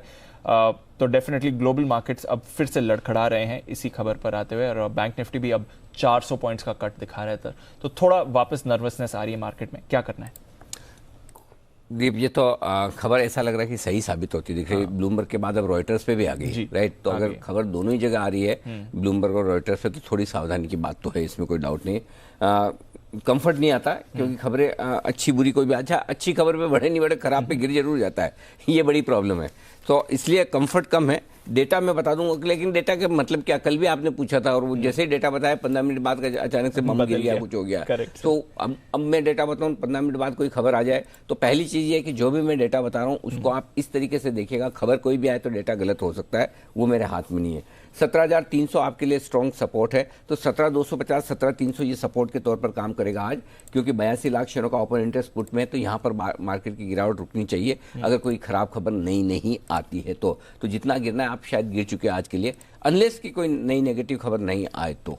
अब पता नहीं एक दो और, अब सबका मतलब यरूशलेम पोस्ट भी डाल रहा है, बेलारूस भी डाल रहा है, क्रीमिया भी आ रहा है, मतलब सब बहती गंगा में हाथ धो रहे हैं। हाँ, मतलब हर आदमी जिनको जिंदगी में कभी हमने नाम नहीं सुने वो भी आके अपने अपने स्टेटमेंट दे रहे हैं। तो सबको अपने स्टेटमेंट देने, तो अगला किसका आएगा पता नहीं, अच्छा आएगा खराब आएगा वो भी पता नहीं। 17,400 के ऊपर निकले तो ही अपने को थोड़ा अच्छा फील करना है, क्योंकि 17,400 देखिए बहुत सही पोजीशनिंग किसी ने की है पुट और कॉल में। पुट पर 82 लाख शेयरों का ओपन इंटरेस्ट है आज की एक्सपायरी का, कॉल्स में 82 लाख शेयरों का ओपन इंटरेस्ट है आज की एक्सपायरी का। तो कहीं न कहीं पुट राइटर और कॉल राइटर दोनों 100 पॉइंट की रेंज को लेकर इस मार्केट को अगले 1 घंटे तक 100 पॉइंट में ही रखना चाहते हैं, ऐसा लगता है। अगर 17,300 के नीचे गए 17,250 दिखता है, असली कमजोरी 17,250 के नीचे ही होगी, क्योंकि कल और आज दोनों का लो जो पॉइंट है लगभग 17,250 के आसपास का है। तो उसके ऊपर जब तक आप हैं 17,235 बनाए, बट 17,250 ब्रॉडली समझ लीजिए। बैंक निफ्टी 37,500 के आसपास जहां है, यही आखिरी और स्ट्रॉन्ग सपोर्ट है। हालांकि बैंक निफ्टी बहुत कमजोर है, 35 लाख शेयर 37,500 पर है, हाईएस्ट ओपन इंटरेस्ट है, लेकिन उससे पहले 37,600 37,700 37,800 के बैंक निफ्टी में पुट राइटर्स ऑलरेडी परेशान है लॉन्ग पोजीशन बना कर। तो बैंक निफ्टी में जैसे जैसे बढ़ेगा दबाव आता रहेगा, लेकिन निफ्टी 17,250 17,300 सपोर्ट लेगा, 17,400 के पार नहीं निकलेगा। बैंक निफ्टी में अपसाइड कितनी है? 38,000 पार नहीं होगा, 55 lakh share highest open interest है, तो 37,500 38,000 है, 37,500 के नीचे गए तो कम से कम 150 पॉइंट 37,350 और हो सकता है 37,200 भी दिख जाए अगर 37,500 के नीचे 3 बजे के पहले टिक कर आप ट्रेड करें तो अच्छी बात ये, खराब खबरों पर आप सपोर्ट लेवल के आसपास हैं और खबरें जो आती दिख रही हो आपके सामने, तो वेट एंड वॉच। खबरें ज्यादा है, मैंने आपको डेटा के हिसाब से लेवल बता दिए, खरीदने बेचने की स्ट्रेटेजी नहीं दे रहा, इस तरह के मामले में देने की कोई जरूरत है नहीं, क्योंकि ये जो खबरें आ रही कहाँ है, क्या है? किंडरगार्टन में ये क्या है? किंडरगार्टन स्कूल था जिस हाँ, पर स्कूल होता है, मैं भी वही सोचा था, मैंने कहा अच्छा। तो उस एरिया में डोनेट्स में किंडरगार्टन में गिरा है जिसमें 2 लोग घायल हुए हैं, और अब ये यूक्रेन भी कंफर्म कर रहा है। अब यूक्रेन ये नहीं कंफर्म कर रहा है कि उनकी शेलिंग है, बट ये कंफर्म कर रहा है कि वहां पर 2 लोग घायल हुए हैं। अच्छा, शेलिंग की वजह से। अच्छा, तो सर वही है, अब थोड़ा एक इंफॉर्मेशन वॉर भी चल रहा है, एक्चुअल जो भी चल रहा है वो अलग है, बट एक इंफॉर्मेशन वॉर भी चल रहा है कि कौन सही है कौन गलत, एक दूसरे के ऊपर दोनों तरफ की खबरें आती थी। बट ओनली थिंग कि आज जितनी खबरें आई दीप, सारी तनाव बढ़ाने वाली एक भी खबर ऐसी नहीं है जिससे कि तनाव कम हो, जिससे कि आपका स्ट्रेस लेवल कम हो, तो तनाव बढ़ाने वाली खबरें थोड़ी सी ज्यादा आती हुई दिखिए। लेट्स सी क्या होता है। बिल्कुल, चलिए भसीन साहब से भी एक बार जुड़ लेते हैं और जान लेते हैं इस समय उनका क्या बाजार पर नजरिया है और साथ ही कौन से स्टॉक्स पर है उनका व्यू।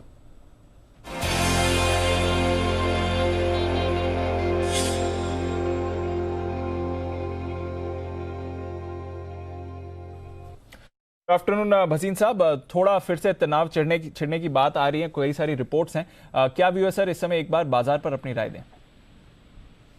Good afternoon. तो Deepanshu, I think the first bombs when they fall markets bottom out, और ये आपको resilience दिखा रहा है, और बॉम्ब तो पता भी नहीं है या नहीं है, there is lot of uncertainty, news flow, communication is, यहाँ पे वही कमाते हैं जो रूमर मॉन्गरर्स होते हैं और XYZ, तो मेरे को नहीं लगता, बट अगर हो भी जाता है then it will climax the ultimate, तो आपके पास uncertainty खत्म हो जाती है।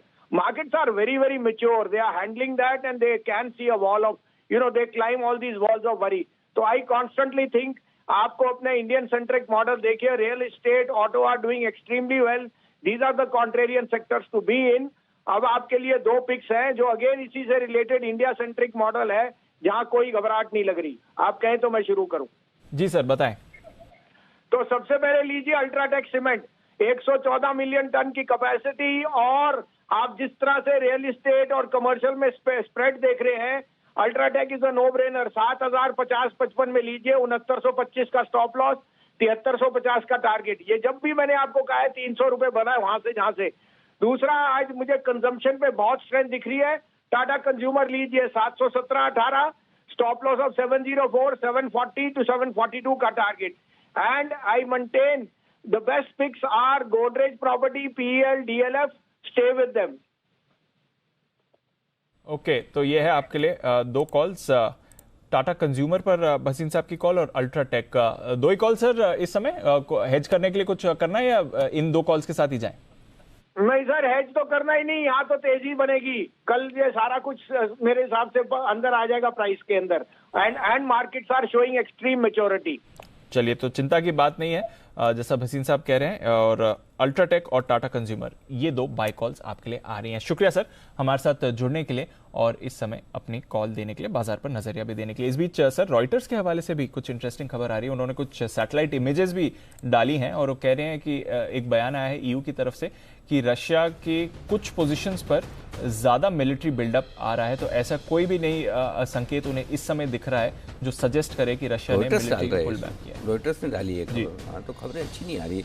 और वो कह रहे हैं यूरोपियन यूनियन के जो प्रेसिडेंट है वॉन डर लेन, नाम सही है बराबर नाम पड़ा ना वैसा देख लीजिएगा, वो कह रहे हैं कि रशिया और ज़्यादा अपने सैनिक जमा कर रहा है मिलिट्री बेसिस पर वहाँ पर। ये खबर रॉयटर्स दे रहा है और इसकी सैटेलाइट तस्वीरें यूक्रेन के पास रूसी गतिविधियों में दिखी है। ये बयान आ रहा है यूरोपियन यूनियन के प्रेसिडेंट का, यानी कि यूरोप के जो सारे देश हैं उनकी जो यूनियन है उनके जो प्रेसिडेंट हैं वॉन डर लेन साहब, वो इस तरह के स्टेटमेंट आप देते हुए दिख रहे हैं। ऐसा भी कब चुप होंगे सारे के सारे लोग हैं? ये सर अब इन्फॉर्मेशन वॉर हो गया है, एक्चुअल वॉर तो नहीं है, इन्फॉर्मेशन वॉर। और मतलब तस्वीरों के साथ डाल रहे हैं। हाँ। आज उसमें वीडियो आए थे, है ना? अच्छा, एक्चुअली क्या अब जमाना भी ऐसा कि आजकल लोग है ना, कोई सुनी सुनी बात पे भरोसा भी नहीं करते। मतलब दिखाओ, अब वो वीडियो है लेकिन वीडियो में आ रहे कि जा रहे हैं ये कैसे पता चलेगा? नहीं पता चलेगा उसमें। मतलब वीडियो दिखा दे रशियन सैनिक जाते हुए, अरे भाई बॉर्डर के पास जा रहे हैं, बॉर्डर से दूर जा रहे हैं, ये कैसे समझे हम? ये तो पता नहीं, ये कैसे पता चलेगा? वेरीफाई कैसे? मतलब ऐसा थोड़ी कि इधर बॉर्डर है कि इधर बॉर्डर है। एक ऑन ग्राउंड हम भी भेज सकते। अरे भाई साहब ने अपने इधर ठीक है, कहीं बम आसपास भी फट गया तो भी हालत करा दे। दीप है, ऐसा इजी काम नहीं है। नहीं बिल्कुल है, बहुत मुश्किल है। हमने ये ठीक है, अपने तो वो हिंदी फिल्मों में डिशू में कौन सी जो गोली यूपी पुलिस ने नहीं किया था? हाँ, ठाए वैसे ही अपना ठीक है, ज्यादा बढ़िया है। भगवान करे किधर भी ना हो, लेकिन खराब खबरें आती हुई दिख रही है। एक्चुअली आज एक भी खबर ऐसी नहीं दिख रही। और सबसे बड़ी चीज दीप जो दिख रही है ना मार्केट में, वो ब्रॉडर मार्केट में तगड़ी सेलिंग होती हुई दिख रही है। जो कल कंफर्ट कॉन्फिडेंस था ना मार्केट में, इन खराब खबरों की वजह से वो कॉन्फिडेंस अब हिल गया है। अब वो कॉन्फिडेंस स्टॉक्स में नहीं दिख रहा। 1400 शेयर BSE पर मजबूत है, 2100 कमजोर है। NSE पर सिर्फ 650 शेयर कम मजबूत है और 1300 शेयर कमजोर है। जितने मजबूत है उससे दुगुने कमजोर है NSE पे। आप सोचो तो ब्रॉडर मार्केट कितना ढीला है। इंडेक्स से आपको कमजोरी पता नहीं चल रही। इंडेक्स से लग रहा है 6 पॉइंट नीचे निफ्टी क्या फर्क पड़ता है, या 50 पॉइंट, लेकिन स्टॉक्स में जो मार पड़ रही है वो बहुत तगड़ी पड़ती हुई दिख रही है। तो आज के सेशन में स्ट्रेंथ कम है, वीकनेस ज्यादा है, और वो सारी की सारी इन खबरों के दम पर। फालतू की खबरें आ रही है, पता नहीं कितनी सही है गलत है। खैर गलत तो नहीं बोल सकते, सब समझदार लोग डाल रहे हैं, वेरीफाइड एजेंसी डाल रही है। कितनी इम्पैक्टफुल है वो पता नहीं। पोजिशनिंग है या वाकई में लड़ना है वो कहना मुश्किल काम है, या एक दूसरे को आंख दिखाने के लिए धमकाने के लिए कर रहे हैं। लेकिन रॉयटर्स, ब्लूमबर्ग, सारे देश के जो प्रेसिडेंट वगैरह हैं वो इस तरह की खबरें डाल रहे हैं। गजब ही हो रहा है भाई। तो कमोडिटी बाजार पर भी नजर डाल दीजिए सर। नेचुरल गैस के दाम ऊपर बढ़ रहे हैं और यूके में नेचुरल गैस के दामों में उछाल आ रहा है। तो क्योंकि रशिया, यूरोप को 40% नेचुरल गैस रशिया से आती है, तो वहां पर अब प्राइसेस और बढ़ रहे हैं। एक बार क्रूड भी देख लेकर ये क्रूड से भी आइडिया लग जाता, कच्चा तेल और सोने चांदी के दाम से आइडिया लग जाता है कि बाजार का रुख किस तरफ है। $93 के आसपास आपका कच्चा तेल आता हुआ दिख रहा है इस वक्त, 1.25% नीचे। सोना भी थोड़ा सा बेहतर होता हुआ दिखा है, मजबूत है। इसका मतलब ये थोड़ा डिस्कम्फर्ट तो है, ऐसा लग रहा है। देखते हैं क्या कुछ होता है। ठीक, चलिए आइए सुमित जी के पास चलते हैं, सुमित के सुपर हिट के लिए।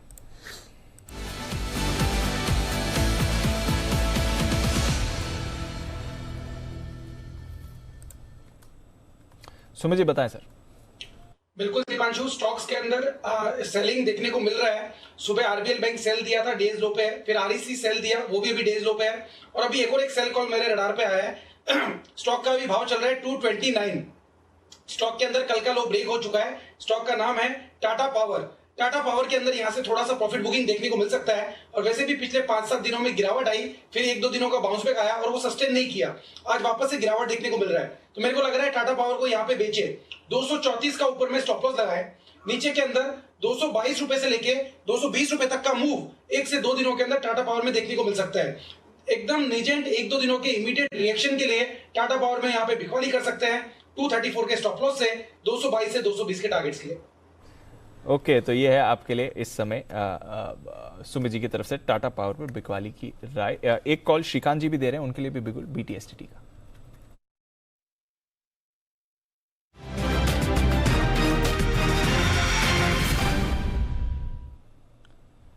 बताएं श्रीकांत जी।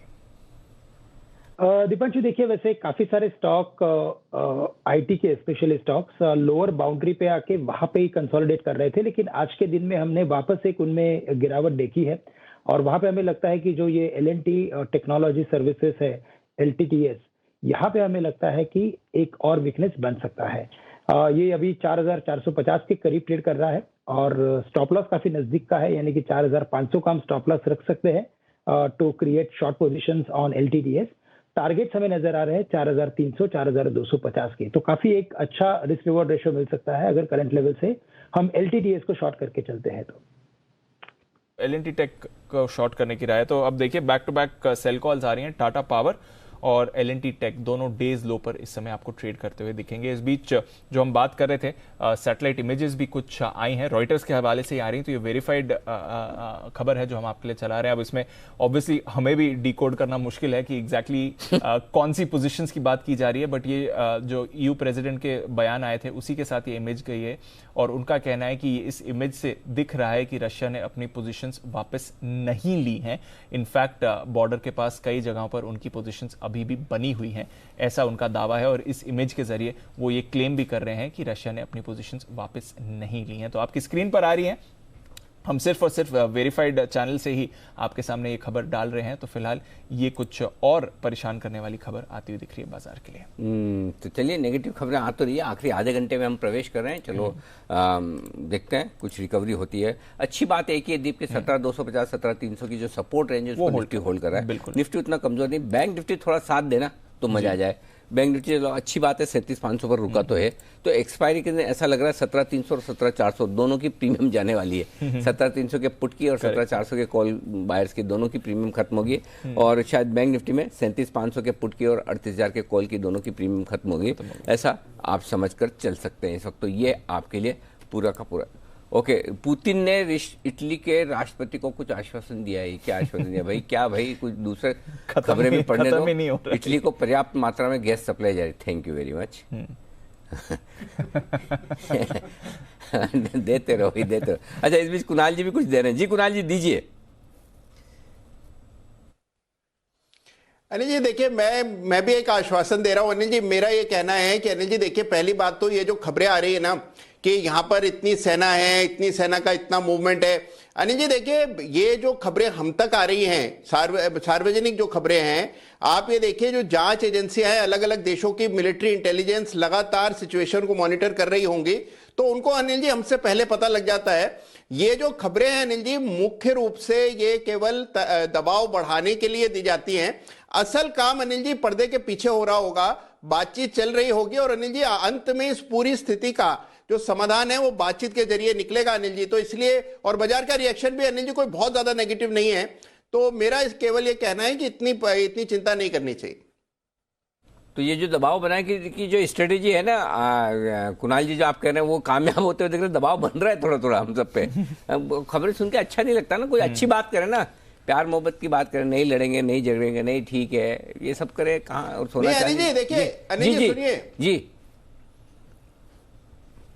अनिल जी देखिए, पीछे बार्गेनिंग हो रही है काफी अनिल जी, जद्दोजहद चल रही है। तो कुछ ना कुछ पुतिन चाहते हैं जो यूएस नहीं देना चाहती है। तो ये जो खींचातानी अनिल जी, इसमें जब तक दबाव नहीं बनेगा तब तक अनिल जी समझौता नहीं होता है। कुणाल जी, मेरे को लगता है कि चुनाव लड़के रहेंगे भाई साहब, जो हिसाब से राजनीति, ऐसा पता नहीं था कि अंदर अंदर राजनीति की इतनी गहरी समझ रखते हैं कुणाल जी, और वो भी अंतर्राष्ट्रीय राजनीति की।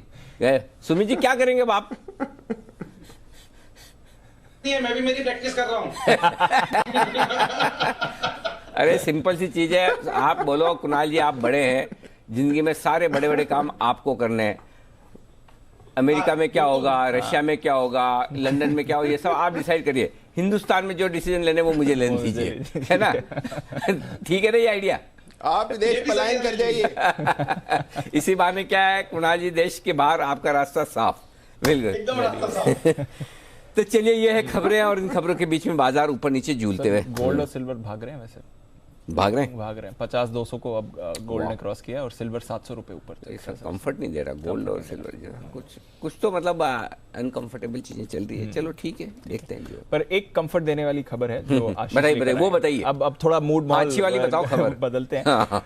टेस्ला को कहा गया है कि अगर आपको भारत में कारोबार करना है तो आपको इंडियन कंपनी से अपनी सोर्सिंग करनी पड़ेगी। जो कंपोनेंट्स हैं वो आप इंडियन कंपनी से खरीदिए, एक लिमिट लगाइए, और हर साल उस लिमिट को बढ़ाने की बात चल रही है। तो भारत में कुछ कंपनीज हैं जिनको इसका फायदा होगा। आइए जानते हैं इसके बारे में आशीष के साथ। आशीष बताइए क्या है ये खबर? दीपांशु, देखिए सबसे पहले जब टेस्ला स्टार्टिंग स्टेज में था तो भारत ने न्योता दिया था कि आप पूरी तरीके से जो है गाड़ी भारत में बनाएं, लेकिन फिर इलॉन मस्क ने जो है ये प्रस्ताव ठुकराकर चाइना में अपनी फैक्ट्री सेटअप की। अब थोड़ा सा वो रिग्रेट कर रहे हैं, क्योंकि यहाँ पर देखें तो जैसे कि मैं काफ़ी बार बता चुका हूँ कि अगर आप 30 लाख से अधिक की जो गाड़ियाँ हैं वो इंपोर्ट करते हैं तो 100% ड्यूटी होती है, यानी यहाँ पर इंपोर्ट होने के बाद कीमतें जो है दुगनी हो जाती हैं। और कंपोनेंट्स पर भी अगर आप देखें तो काफ़ी सारे कंपोनेंट्स पर करीब 15 से लेकर 30% की जो है इंपोर्ट ड्यूटी है।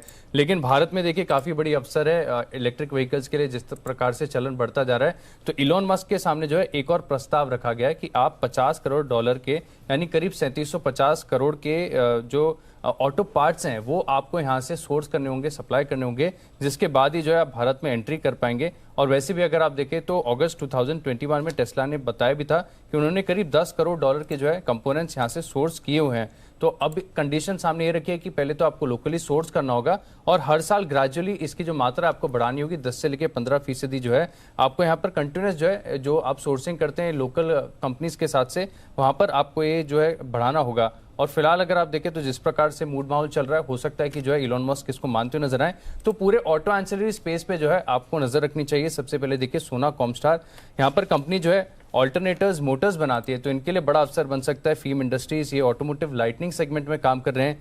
ओला इलेक्ट्रिक को ऑलरेडी सप्लाई कर रहे हैं, तो अनुभव भी काफी बढ़िया है। इसके अलावा वेरॉक इंजीनियरिंग, इनकी कनाडा की कंपनी डेल्टा क्यू के साथ मिलकर जो है ईवी चार्जर्स बना रहे हैं, तो ये भी काफी बढ़िया कंपनी है। एक और छोटी कंपनी है अलिकॉन कास्टल, और यहाँ पर भी आपको नजर रखनी चाहिए, क्योंकि टाटा मोटर्स की जो है JLR की जो ईवी कंपनीज हैं इनके लिए बैटरी हाउसिंग बना रही है। तो ओवरऑल अगर आप देखें तो जिस प्रकार से सोर्सिंग होगी पूरे ऑटो एंसिलरी स्पेस को फायदा होगा, लेकिन फीम इंडस्ट्रीज, वेरॉक इंजीनियरिंग, अलिकॉन कास्टल इनको ज्यादा बेनिफिट होगा। ओके, तो ये है वो सारी कंपनियां जिनको होगा बड़ा फायदा टेस्ला के इस ऑफर की वजह से। मजा आ जाएगा। और टेस्ला का तो इतना बड़ा काम है दुनिया भर में, और अगर उस हिसाब से अच्छा यहाँ के प्रोडक्ट्स पसंद हो जाए तो पूरी दुनिया भर में भी इस्तेमाल करेंगे वो, तो बिल्कुल नेचुरली। तो बढ़िया एक्शन है ये सरकार की तरफ से। हर साल 15 से 20% आपको ज्यादा खरीदना होगा हिंदुस्तान से, यही है ना? इंटरेस्टिंग। जैन साहब से पूछो? नहीं, जैन साहब से तो पूछना है। हाँ, जैन साहब से पहले पूछ लो, फिर मुझे बंसल जी से भी पूछना है कि उसके टेस्ला के गाड़ी का प्लान क्या हुआ। हाँ, वो तो खरीदने वाले थे। वो भी था ना। तो जैन साहब पहले तो आप बताएं टेस्ला के लिए ये जो खबरें आ रही, ऑटो एंसिलरी स्टॉक्स कई सारे ऐसे जो आपकी रडार में हमेशा रहे, खरीदारी की लिस्ट में हमेशा रहे, बताएं सर।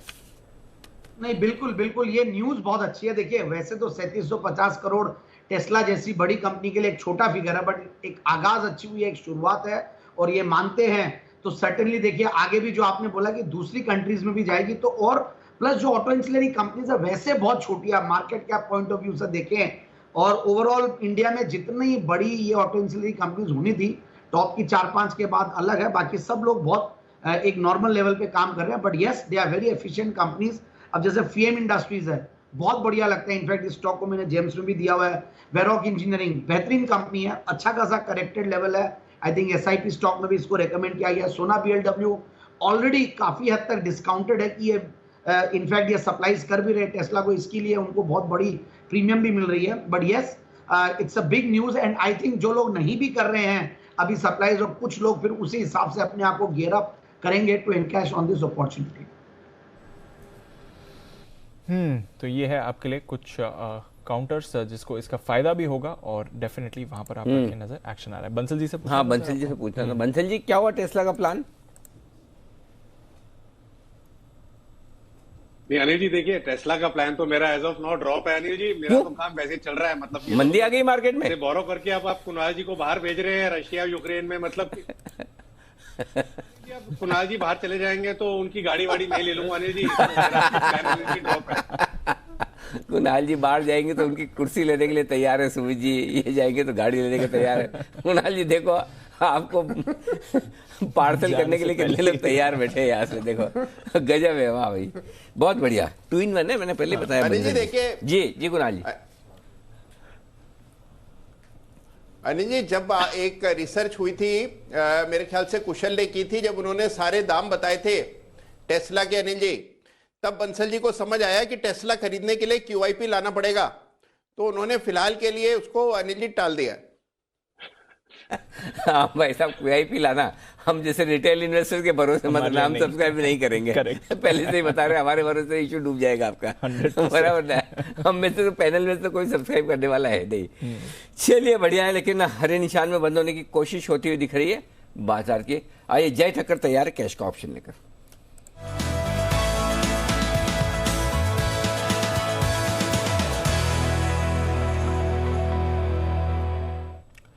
गुड आफ्टरनून जय, बताएं। Very good afternoon to Deep, very good afternoon to Anil ji. Anil ji, morning में हमने बाय ऑन डिप्स की स्ट्रेटेजी दी थी 123 एंड वो 107 पर हमने जो बाय रिकमेंडेशन दिया था, एंड उसकी एवरेज 115 के आसपास आ रही थी, तो हायर लेवल्स पर अच्छा अनिल जी बुकआउट हो गया। 156 160 प्लस के लेवल्स हमें देखने मिले 17,500 के कॉल ऑप्शन में। एंड अब निफ्टी में फिर से वो लेवल से अनिल जी सेम 490 450 से लेकर 500 की रेंज से फिर से हमें एक सेलिंग देखने मिला, तो वो 101 पॉइंट की तेजी आई और फिर से करेक्शन आया। अब अनिल जी जो एक स्ट्रैटेजी मैं बता रहा हूँ वो एक मिक्स स्ट्रैटेजी है यहाँ पर। एंड अनिल जी ये नेक्स्ट वीकली एक्सपायरी के लिए फिर से रहेगा, और इसमें ये करना है अनिल जी कि हमें 17,500 का, पहले तो मैं कहूंगा कि आप पुट खरीदे, कॉल ऑप्शन खरीदे 17,500 का, एंड ये करीब करीब अनिल जी चल रहा है 118 के आसपास। 17,500 का कॉल खरीदे 118 के आसपास, और दूसरा अनिल जी इसके साथ ही साथ आपको पुट भी खरीदना है, 17,100 के स्ट्राइक का पुट ऑप्शन खरीदना है। ये भी अनिल जी समवॉट नियरली वही रेट के आसपास जहां पे मैं देख रहा हूँ मिल रहा है, इसका एग्जैक्ट रेट करीब 126 का। सो 117 पे खरीदे 17,500 का कॉल, एंड 126 पे अनिल जी खरीदना है 17,100 का पुट ऑप्शन। ये दोनों का टोटल हो रहा है 243 का। अनिल जी इसमें आपको स्टॉप लॉस प्लेस करना होगा 145 का, सो करीब करीब 98 पॉइंट्स का रिस्क बनेगा। ये थोड़ा बहुत रिस्क अवर्स ट्रेडर्स नहीं, थोड़े अग्रेसिव ट्रेडर्स के लिए, बिकॉज यहाँ पे कॉल पुट दोनों ही खरीदना है आपको। सो 117 126 पे खरीदे, इसमें स्टॉप लॉस आप लगाइए 145 का टोटल का। एंड अनिल जी इसमें जो टारगेट ऊपर की तरफ निकल कर आ रहे, वो पहला वाला जो टारगेट है that would be 342, and second target जो है 410 का है। सो 342 410 ये दो टारगेट्स के लिए जब भी टोटल इतना हो जाए सो आप प्रॉफिट बुक कर सकते हैं। ये लॉन्ग स्ट्रैंगल है अनिल जी, जहाँ पे सिर्फ 17,500 का कॉल ऑप्शन खरीदे एंड 17,100 का पुट ऑप्शन खरीदे। आई थिंक यही जो इंपॉर्टेंट स्ट्राइक्स है जिसके आर पार आपको एक अच्छा मूव देखने मिलेगा। आई एम श्योर कि ये नेक्स्ट वीकली एक्सपायरी जो मंथली है उसमें आपको ये देखने मिलेगा, आइदर टुमारो और मे बी ऑन मंडे। 242 रुपए लगेंगे दोनों के खरीदने के। 145 का स्टॉप लॉस लगाना है। 342 और 410 ये होंगे आपके लिए दो टारगेट जिसके लिए करनी है आपको खरीदारी। बाजार में कंफर्ट नहीं है, लेकिन अच्छी बात है कि हरे निशान नहीं, लाल में आया, फिर हरे निशान में बंद होने की कोशिश निफ्टी कर रहा है। लेकिन एक चीज दिख रही दीप के 17,300 के तो ऊपर बंद हो जाएंगे, तो लगातार 5 दिन ऐसे होंगे जिसमें एक दिन छोड़ दीजिए, वो खाली जिस दिन एक दिन 17,000 के नीचे बंद हुआ। 17,300 17,400 क्लोजिंग रेंज निफ्टी ने डिसाइड कर रखी है कि हमें इसी रेंज में बंद होना है। कल 17,322 बंद हुए, परसों 17,352 हुए, खाली 14 तारीख को जो वोलेटाइल डे था, वैलेंटाइन डे, सॉरी, हाँ, तो उस दिन हम जरूर नीचे बंद हुए थे 17 के नीचे। उससे पहले फिर 17,374 बंद हुए, तो लगातार 17,300 17,400 की रेंज में ही क्लोजिंग होती हुई दिख रही है। बैंक निफ्टी 37,500 के बेहद करीब होने की तैयारी कर रहा है, बंद होने की तैयारी कर रहा है। बैंक से बेनिफिट आशीष चतुर्वेदी तैयार है।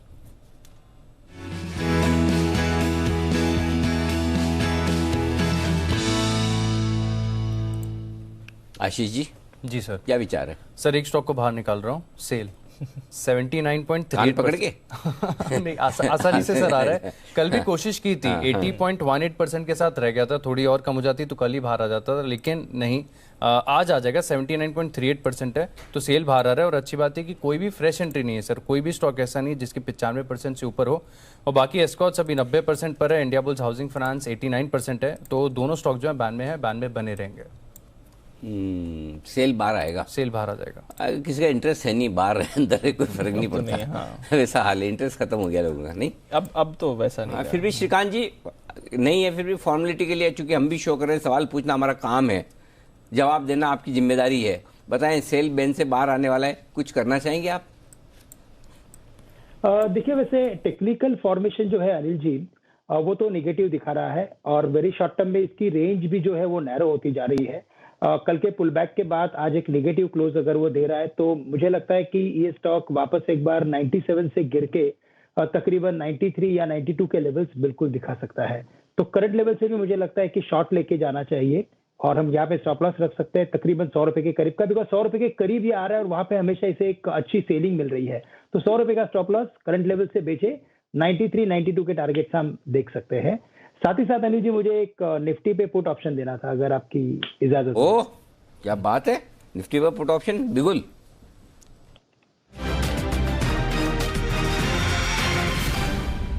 बिल्कुल पिछले कुछ मिनटों में थोड़ा कमजोर होता हुआ दिखा है, 17,300 पे आ गया, अभी भी 17,340 पर था, तेजी से घटा है थोड़ा सा। बताएं सर। देखिए, मुझे लगता है कि मार्केट में जो इवेंट चल रहे हैं वो काफी अनसर्टन है और जब अनसर्टन इवेंट होता है और मार्केट अगर एक इंपॉर्टेंट सपोर्ट के नीचे ही अगर ट्रेड कर रहा है, जैसे कि 20 दिन का एवरेज है या 50 दिन का एवरेज है, तो वापस ही अपने प्रीवियस सपोर्ट के करीब जा सकता है, 17,000 के करीब या तो मे बी 16,800 के करीब। तो उसी बेसिस पे मुझे लगता है कि एक आउट ऑफ मनी का पुट ऑप्शन लिया जा सकता है। 16,900 का पुट ऑप्शन जो अगले सीरीज का है वो ले सकते हैं। 16,900 का पुट ऑप्शन जो ट्रेड कर रहा है वो तकरीबन 99 के करीब ट्रेड कर रहा है और यहाँ पे अगर हम स्टॉप लॉस रखेंगे तो वो रखेंगे एट 60 रुपीज, यानी कि 40 रुपए का हमें स्टॉप लॉस रखना पड़ेगा और टारगेट्स यहाँ पे रहेंगे 200 से लेकर 250 रुपए के। 200 से 250 के टारगेट्स के लिए खरीदारी करें। 16,900 का पुट ऊपरी स्तरों से अब बाजार आपको फिसलते हुए दिख रहे हैं। काफी डेवलपमेंट्स हैं रशिया और यूक्रेन को लेकर, थोड़ा रिस्क ऑफ सेंटिमेंट वापस आ गया है और साथ ही हमारी वीकली एक्सपायरी भी है। तो सारे फैक्टर्स अगर आप कंबाइन करें, यहां पर आपको दबाव बनते हुए दिख रहा है। नजर रखिए इस पर। ओके, तो ये है आपके लिए इस समय बाजार पर स्ट्रैटेजी। आइए एक कॉल हिमांशु जी दे रहे हैं बिगुल, उनके लिए BTSTT।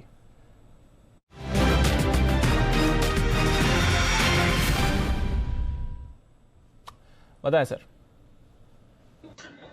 दीपांशु जी, कुछ स्टॉक्स में फ्रेश ब्रेकडाउन होते हुए नजर आ रहा है और आईटी के कुछ स्टॉक्स हैं जो कि लगता है कि अभी जो उनकी करेक्शन है वो यहाँ पर और एक्सटेंड हो सकती है। ऐसा ही एक स्टॉक है परसिस्टेंट सिस्टम्स, जिसने 3,950 के नीचे एक फ्रेश ब्रेकडाउन दिया है और मुझे लगता है कि ये स्टॉक इमीडिएट शॉर्ट टर्म में 1 से 2 दिनों में 3,800 और 3,650 तक के भी लेवल्स दिखा सकता है।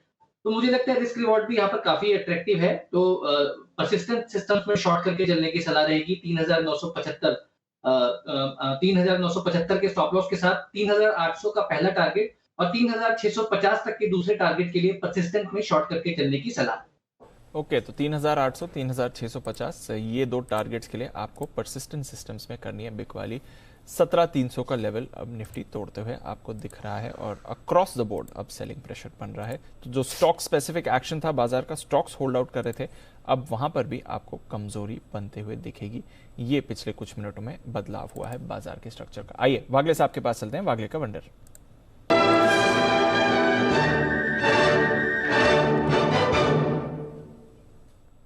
बताएं सर।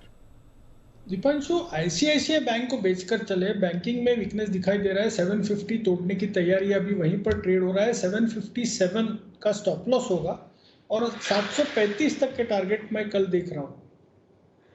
तो 735 के टारगेट के लिए आईसीआईसीआई बैंक पर करें आप बिक वाली। दिग्गज बैंक सुबह से ही कमजोर दिख रहे थे, आईसीआईसीआई बैंक अब और कमजोर हो रहा है। चलते हैं सुमित जी के पास, सुमित के सुपर हिट के लिए।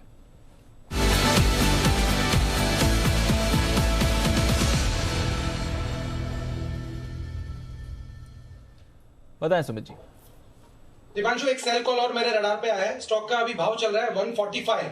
स्टॉक के अंदर पिछले 3 दिनों से रोज ऊपरी लेवल से गिरावट देखने को मिल रहा है। स्टॉक का नाम है एनएमडीसी।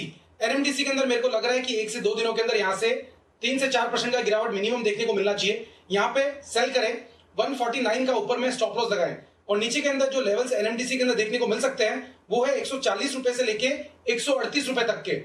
यहाँ पे ऑप्शंस के जरिए भी ट्रेड लिया जा सकता है। 142.50 का पुट एनएमडीसी का यहाँ पे खरीदारी करके चलने का सलाह रहेगा, जो कि ₹1.50 ₹1.60 पे अभी ट्रेड कर रहा है। 90 पैसे का इसके अंदर नीचे में स्टॉप लॉस लगाएं और ऊपर के अंदर ₹2.5 से लेके ₹3 तक के टारगेट एनएमडीसी के 142.50 के पुट के अंदर देखने को मिल सकते हैं और स्पॉट लेवल के हिसाब से 140 रुपए से लेके 138 रुपए तक के लेवल देखने को मिल सकते हैं। तो बिकवाली करके चलने का सलाह रहेगा एनएमडीसी के अंदर। बिल्कुल, तो बिकवाली करके चले एनएमडीसी में। हालांकि आज इस पर डिविडेंड एडजस्टमेंट भी है 5.73 का, तो उसके हिसाब से ही आज की वीकनेस देखें। पर उसके अलावा भी चार्ट स्ट्रक्चर थोड़ा सुमित जी को वीक लग रहा है, तो ये आपको देखना जरूरी है। एनएमडीसी पर सेल कॉल आती हुई दिख रही है, तो एक एक करके थोड़े गिरावट के संकेत और बाजार में बढ़ रहे हैं। भारत फोर्ज, इस पर एक वीकनेस आई और अभी अभी एक ब्रेकडाउन भी आते हुए दिखा था। श्रीकांत जी, जरा भारत फोर्ज का चार्ट देखें सर।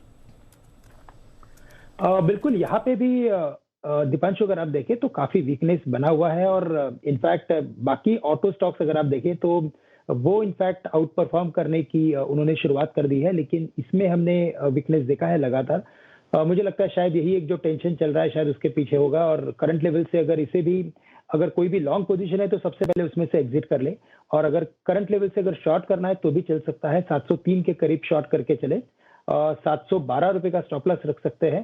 टारगेट्स रहेंगे तकरीबन 680 रुपए के। ओके, तो ये है आपके लिए इस समय भारत फोर्ज जो वीक दिख रहा है। आइए आखिरी 10 मिनट, कमजोरी बाजार में बढ़ रही है। 500 पॉइंट्स का कट बैंक निफ्टी पर है। जानते हैं अनिल जी से फाइनल मार्केट स्ट्रैटेजी। कभी कभी खुशी के लिए कुछ ज्यादा नहीं, एक अनजान दोस्त ही काफी है। EBIX कैश हर खुशी के लिए काफी है।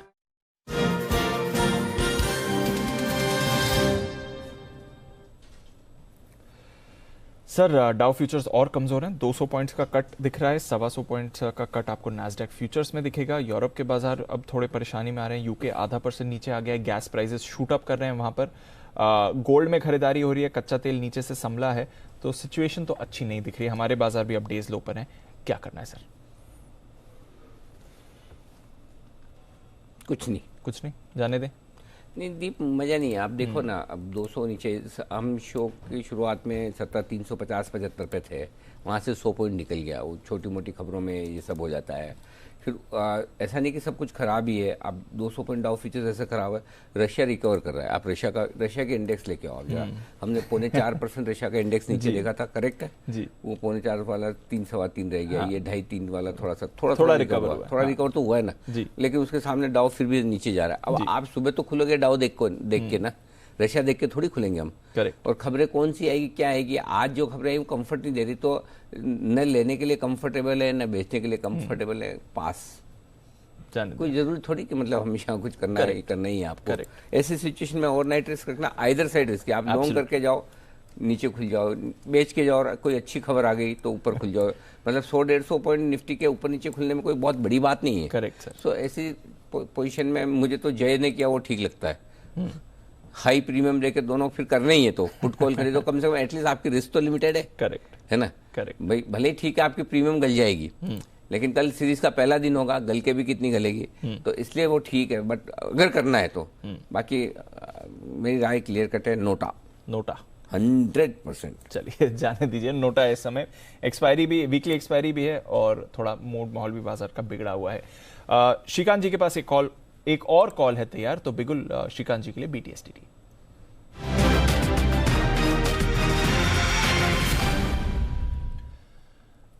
बताएं सर।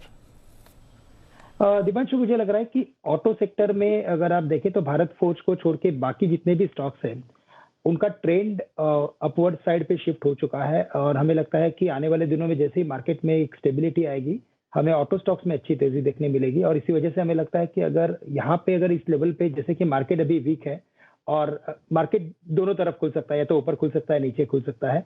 अगर मुझे कुछ लॉन्ग लेके जाना है तो मुझे लगता है कि महिंद्रा एंड महिंद्रा लॉन्ग लेके जा सकते हैं, क्योंकि ये लो बीटा स्टॉक है और 860 के करीब ट्रेड कर रहा है। 200 DMA के काफी नजदीक से ये हमेशा रिकवर हो जाता है।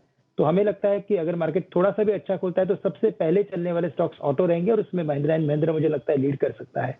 तो करंट लेवल से उसे लॉन्ग करके चले और यहाँ पे हम स्टॉप लॉस रखेंगे तकरीबन 850 रुपए का, या तो 845 का भी रख सकते हैं, थोड़ा अगर एग्रेसिव स्टॉप लॉस, थोड़ा बड़ा स्टॉप लॉस रखना है तो। और टारगेट्स रखेंगे हम यहाँ पे 890 से लेकर 900 रुपए के।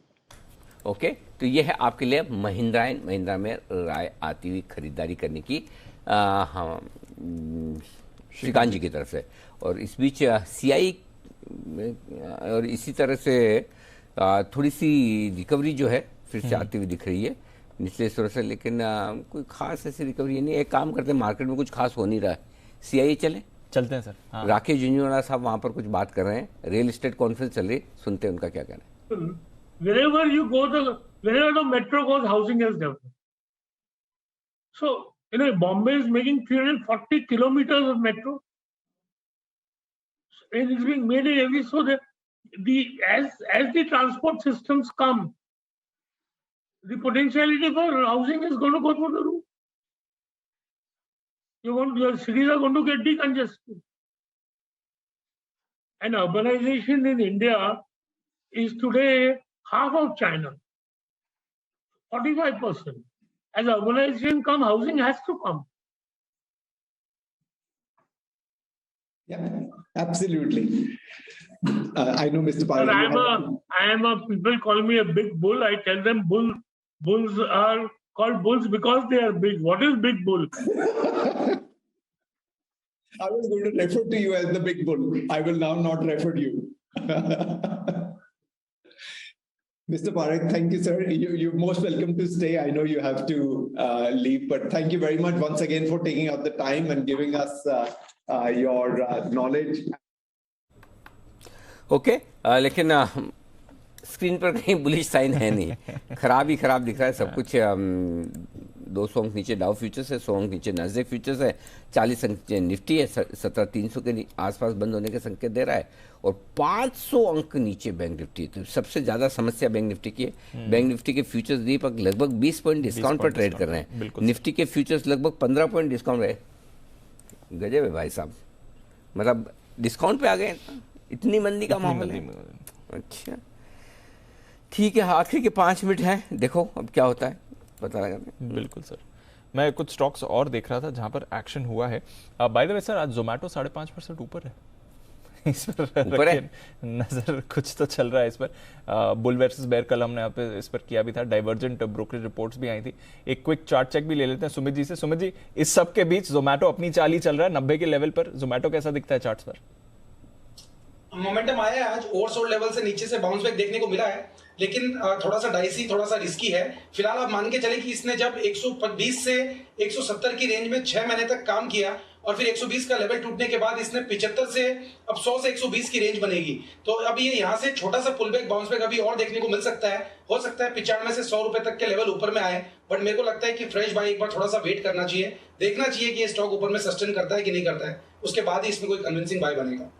तो अपनी चाल में है जोमेटो, बट एटलीस्ट आज वीक बाजार में यहां पर आ रही है खरीदारी। आइए बिगुल जय ठक्कर के लिए जय का जैकपॉट।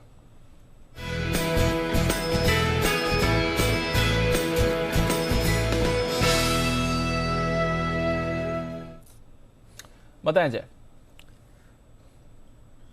दीप, नाल्को नेशनल एल्यूमिनियम का 120 का पुट खरीदे, 4 रुपए 55 पैसे के आसपास अभी ये ट्रेड कर रहा है दीपांशु, एंड यहाँ पे आपको स्टॉप लॉस प्लेस करना होगा 2 रुपए 35 पैसे पे। 4.55 पे खरीदे, in the money put option है नेशनल एल्यूमिनियम का, 120 का 4.55 पे खरीदे, 2.35 का स्टॉप लॉस रहेगा। यहाँ पे टारगेट ऊपर की तरफ बन रहा है 7.25 एंड 9, ये दो टारगेट्स के लिए खरीदे। यहाँ पे मुझे ऐसा लग रहा है कि अच्छा खासा हमें एक करेक्शन देखने मिल सकता है till the levels of 110 to 107, 110 से 107 तक के लेवल्स हमें यहाँ पे देखने मिल सकते हैं, और अच्छी खासी बढ़त हमें पुट में देखने मिल सकती है। हालांकि मैंने टारगेट्स थोड़े बहुत कम दिए, keeping in mind the volatility, may be अगर 1-2 दिन लगे तो, बट देन प्रोबेबिलिटी अच्छी खासी है। टेक्निकली भी एक और एविडेंस मिल रहा है यहाँ पे कि bearish head and shoulders pattern भी फॉर्म हो रहा है लोअर टाइम फ्रेम पर, तो अगर वो ब्रेक डाउन होता है तो और आपको यहाँ पे मंदी देखने मिलेगी। इसीलिए पुट ऑप्शन के जरिए आप मंदी कर सकते हैं नेशनल एल्यूमिनियम में। ओके, तो नैल्को पर आप के लिए राय आ रही है पुट ऑप्शन खरीदने की। अगेन यहाँ पर भी आपको वीकनेस के संकेत आ रहे हैं। नैल्को भी आज डिविडेंड के लिए एडजस्ट हुआ है, 3 रुपए पर शेयर का इसमें भी डिविडेंड एडजस्टमेंट था, एक्स डिविडेंड आज हुआ था। आइए फिर क्लोजिंग की तरफ बढ़ते हैं। और वॉलेटाइल डे रहा है, एक रेंज में कारोबार हो रहा था, बट आखिरी आधे घंटे में आपने वीकनेस बनती हुई देखी। कुछ स्टॉक्स जिन्होंने होल्ड आउट किया पहले वहां पर कर लेते हैं। फोकस टाटा कंज्यूमर 2.5% ऊपर, ओएनजीसी में की खरीदारी। 2 दिग्गज, इनफैक्ट 3 दिग्गजों में अच्छी खरीदारी आपने देखी, एचडीएफसी, रिलायंस इंडस्ट्रीज और एचयूएल। इन तीनों की वजह से निफ्टी में सिर्फ 50 पॉइंट का कट आपको क्लोजिंग पर दिखेगा। वैसे ब्रेथ काफी खराब थी, 35 स्टॉक्स नेगेटिव क्लोज होते हुए दिख रहे हैं। आईसीआईसीआई, एक्सिस, इंडसइंड, एसबीआई, इन सभी में थी वीकनेस। एचडीएफसी बैंक भी 0.1% नीचे था, कोटक बैंक में थी बिकवाली, टीसीएस, इन्फोसिस, इन दोनों में आपने गिरावट देखी है। साथ ही अल्ट्राटेक पर आज कमजोरी आती हुई दिखी थी। सन फार्मा, भारती एयरटेल, नेस्ले नतीजों के बाद हल्की गिरावट के साथ क्लोज होते हुए दिख रहा है। मारुति, डिवीज, एचसीएल टेक, सिप्ला, बजाज फिनसर्व, ये भी थे कुछ काउंटर्स जहां पर आपको वीकनेस दिखी है। वायदा कारोबार की तरफ आइए, यहां पर 3.5% का कट मुथूट में आते हुए दिखा। मन्नपुरम भी 3% नीचे था। इंडिया मार्ट एक बार फिर से ब्रेकडाउन दिखा रहा था। Alembic Pharma, Hindustan Copper, mid cap IT में परसिस्टेंट सिस्टम्स, इंटेलेक्ट डिजाइन, एलएनटी टेक, इन सभी स्टॉक्स में गिरावट आपने देखी। भारत फोर्ज आज फिसला है। आरबीएल बैंक सुबह से कमजोर दिख रहा था। कैनफिन होम्स में आपने वीकनेस देखी है। ग्लेनमार्क, एलआईसी हाउसिंग, यहां पर भी गिरावट थी। IDFC limited, Astral, Tata power, Ipca labs, AB capital और एलएनटी फाइनेंस, कुछ और स्टॉक्स जहां पर वीकनेस दिखी। खरीदारी हुई है श्रीराम ट्रांसपोर्ट में 4% ऊपर, Navin Fluorine, Page Industries, Tata Consumer, Cummins, ICICI Pru, Siemens, Hindustan Aeronautics, Indian Hotels, Chambal Fertiliser, Honeywell automation, यहां पर भी आपने थोड़ा पॉजिटिव एक्शन बनते हुए दिखा। कैश मार्केट, कई सारे स्टॉक्स आज आपको एक्शन में आते हुए दिखे हैं, जिसके दम पर आपको मूव दिख रही थी। आईपी इंडस्ट्रीज अच्छी खरीदारी यहां पर हुई है। शेफलर इंडिया नतीजों के बाद 8% ऊपर ये काउंटर था। महिंद्रा सीआई 3.5% ऊपर। Galaxy surfactants, Bharat dynamics, Bharat रसायन, लिंडे इंडिया हाइड्रोजन पॉलिसी का इस पर पॉजिटिव इंपैक्ट आ सकता है। एफएल, इस पर भी थी खरीदारी। आइनॉक्स लेजर, क्वेस्ट कॉर्प और नेस्को में भी पॉजिटिविटी दिखी। केआरबीएल 6% नीचे। वीकनेस आपने धानी सर्विसेज में देखी है। इंडिया मार्ट के साथ जस्ट डायल भी आज फिसला है। वेल्सपन कॉर्प, शॉपर स्टॉप कल की तेजी के बाद आज फिसलते हुए। आईआरबी इंफ्रा, अलेम्बिक फार्मा, जेवी केमिकल्स और रेडिको खेतान, कुछ और स्टॉक्स जहां पर गिरावट रही। अनिल जी, वीक हुए हैं बंद बाजार, 17,300 के नीचे निफ्टी की क्लोजिंग, बट ज्यादा कमजोरी बैंक निफ्टी पर 500 पॉइंट्स का कट से। बिल्कुल इंपॉर्टेंट लेवल के थोड़ा सा नीचे बेवकूफ़ बनाने वाले लेवल पर, जो 37,500 के आसपास और 17,300 के आसपास।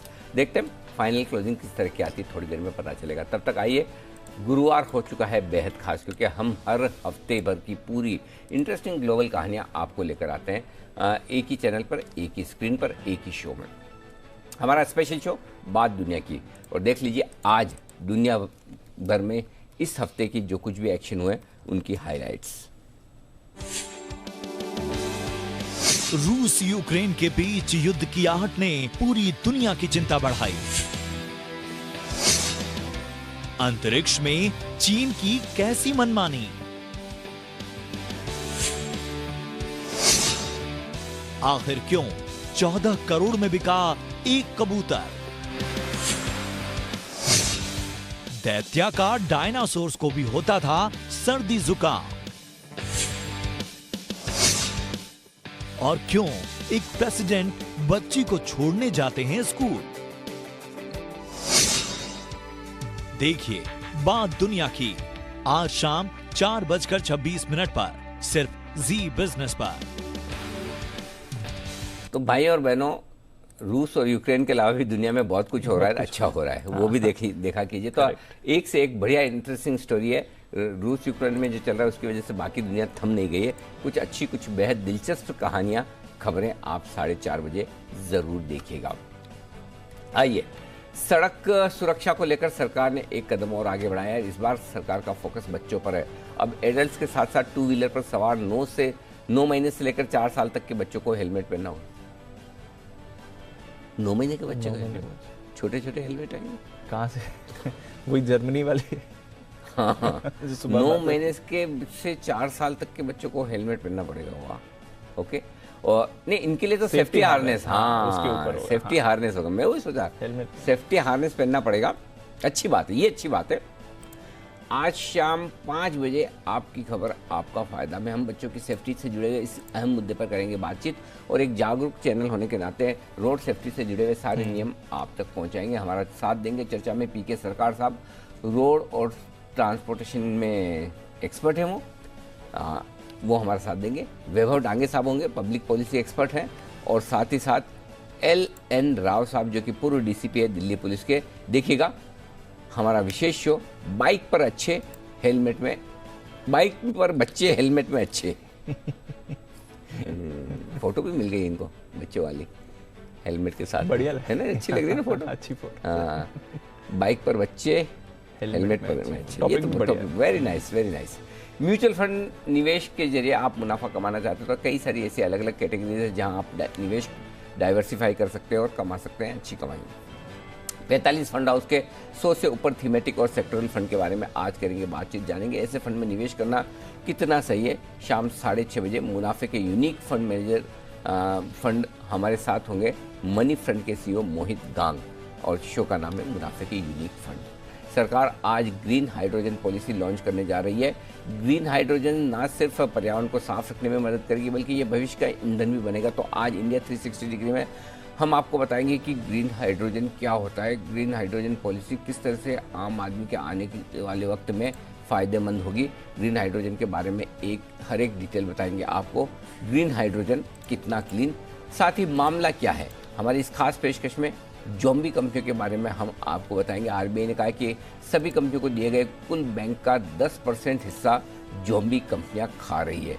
तो क्या होती है ज़ॉम्बी कंपनियां, क्यों इन्हें ज़ॉम्बी कंपनियां कहा जाता है और कैसे ये बैंकों का लोन खा रही है, लोन खोर ज़ॉम्बी, ये है आज का हमारा विशेष प्रोग्राम। मिस मत कीजिएगा, मिस मत कीजिएगा। कल सुबह 11 बजे का एक विशेष प्रोग्राम जिसके लिए हमें कई सारे ट्वीट आने भी लग गए, टैक्स की पाठशाला। जी हाँ, कल मैं आपके साथ जुड़ूंगा 11 बजे भी, वैसे तो जुड़ूंगा तो 8 बजे भी, 7 बजे भी, लेकिन 11 बजे इस शो के लिए स्पेशल जुड़ेंगे जब जो मार्च 2022 31 मार्च 2022 को खत्म होने जा रहे हैं वित्त वर्ष के लिए आपको अपनी टैक्स प्लानिंग कैसे करनी है। टैक्स प्लानिंग का मतलब ये नहीं कि मैं पूरी टैक्स प्लानिंग आपको सब बताने वाला हूँ, सिर्फ और सिर्फ मार्केट से रिलेटेड। मार्केट से आपकी किसी भी तरह की कमाई हुई हो क्या हुई है, इस साल तो हुई, अगर नहीं हुई तो फिर तो मामला गड़बड़ है भाई साहब, कि पूरे साल भर में कमाई और महीने 2 महीने मंदी हो जाए उसमें सारे निकल जाए तो फिर तो गड़बड़ है। तो अगर आपकी कमाई हुई है, जो कि हुई होगी, तो आपके लिए टैक्स प्लानिंग, चाहे वो आपने डिविडेंड में कमाया हो, चाहे इंट्राडे में कमाया हो, चाहे डिलीवरी में शॉर्ट टर्म कमाई की हो, चाहे डिलीवरी में लॉन्ग टर्म कमाई की हो, चाहे आपने फ्यूचर्स एंड ऑप्शंस में ट्रेड किया हो, चाहे म्यूचुअल फंड्स में लगाया हो इक्विटी में, चाहे म्यूचुअल फंड्स में लगाया हो डेट में। तो इक्विटी और फिक्स इनकम से रिलेटेड आपकी जो भी कमाई है, उन कमाई पर आपको कितना टैक्स देना होगा, क्या उसके नियम हैं, किस तरह के खर्चे आप डिडक्शन के तौर पर ले सकते हैं, अगर पुराने लॉसेज आपके पास है तो क्या करना है, और इस साल भगवान न करे अगर आपके लॉस है तो उनका किस तरह से आप एडजस्टमेंट कर सकते हैं, टैक्स जरूर से ज़्यादा आ रहा है तो कैसे बचा सकते हैं। तो इन सारे सवालों के जवाब मिलेंगे सुबह 11 बजे टैक्स की पाठशाला में, मिस मत कीजिएगा। लो जी, आ गया 17,304, आ गया 17,304, नहीं होता ना नीचे बंद उतना, कल भी ऐसे ही हुआ था, सेम टू सेम। 37,500 के नीचे बंद नहीं हुआ, 37,500 के, यही तो कलाकारी है। आखिरी आधे घंटे का, कुणाल जी आखिरी आधे घंटे का फॉर्मूला है, देख लो, 17,400 और 37,500 के ऊपर बंद हुआ है। अनिल जी सुपर है, बिल्कुल अनिल जी, और यही वजह है आप 3:05 के लेवल को इतनी तरजीह देते हैं। तो अनिल जी कल फिर देना है आपको 3:05 का लेवल। अब तो पूरा हिंदुस्तान जान गया है कि 3:05 की अहमियत क्या है। कुणाल जी को कोई चीज बता दो ना, पूरे हिंदुस्तान को पता चल जाती है। अच्छी वाली चीज़ों की बता रहा हूँ कुणाल जी, बाकी का तो मुझे नहीं पता, अच्छी वालों की बात कर रहा हूँ, और चलनी भी चाहिए।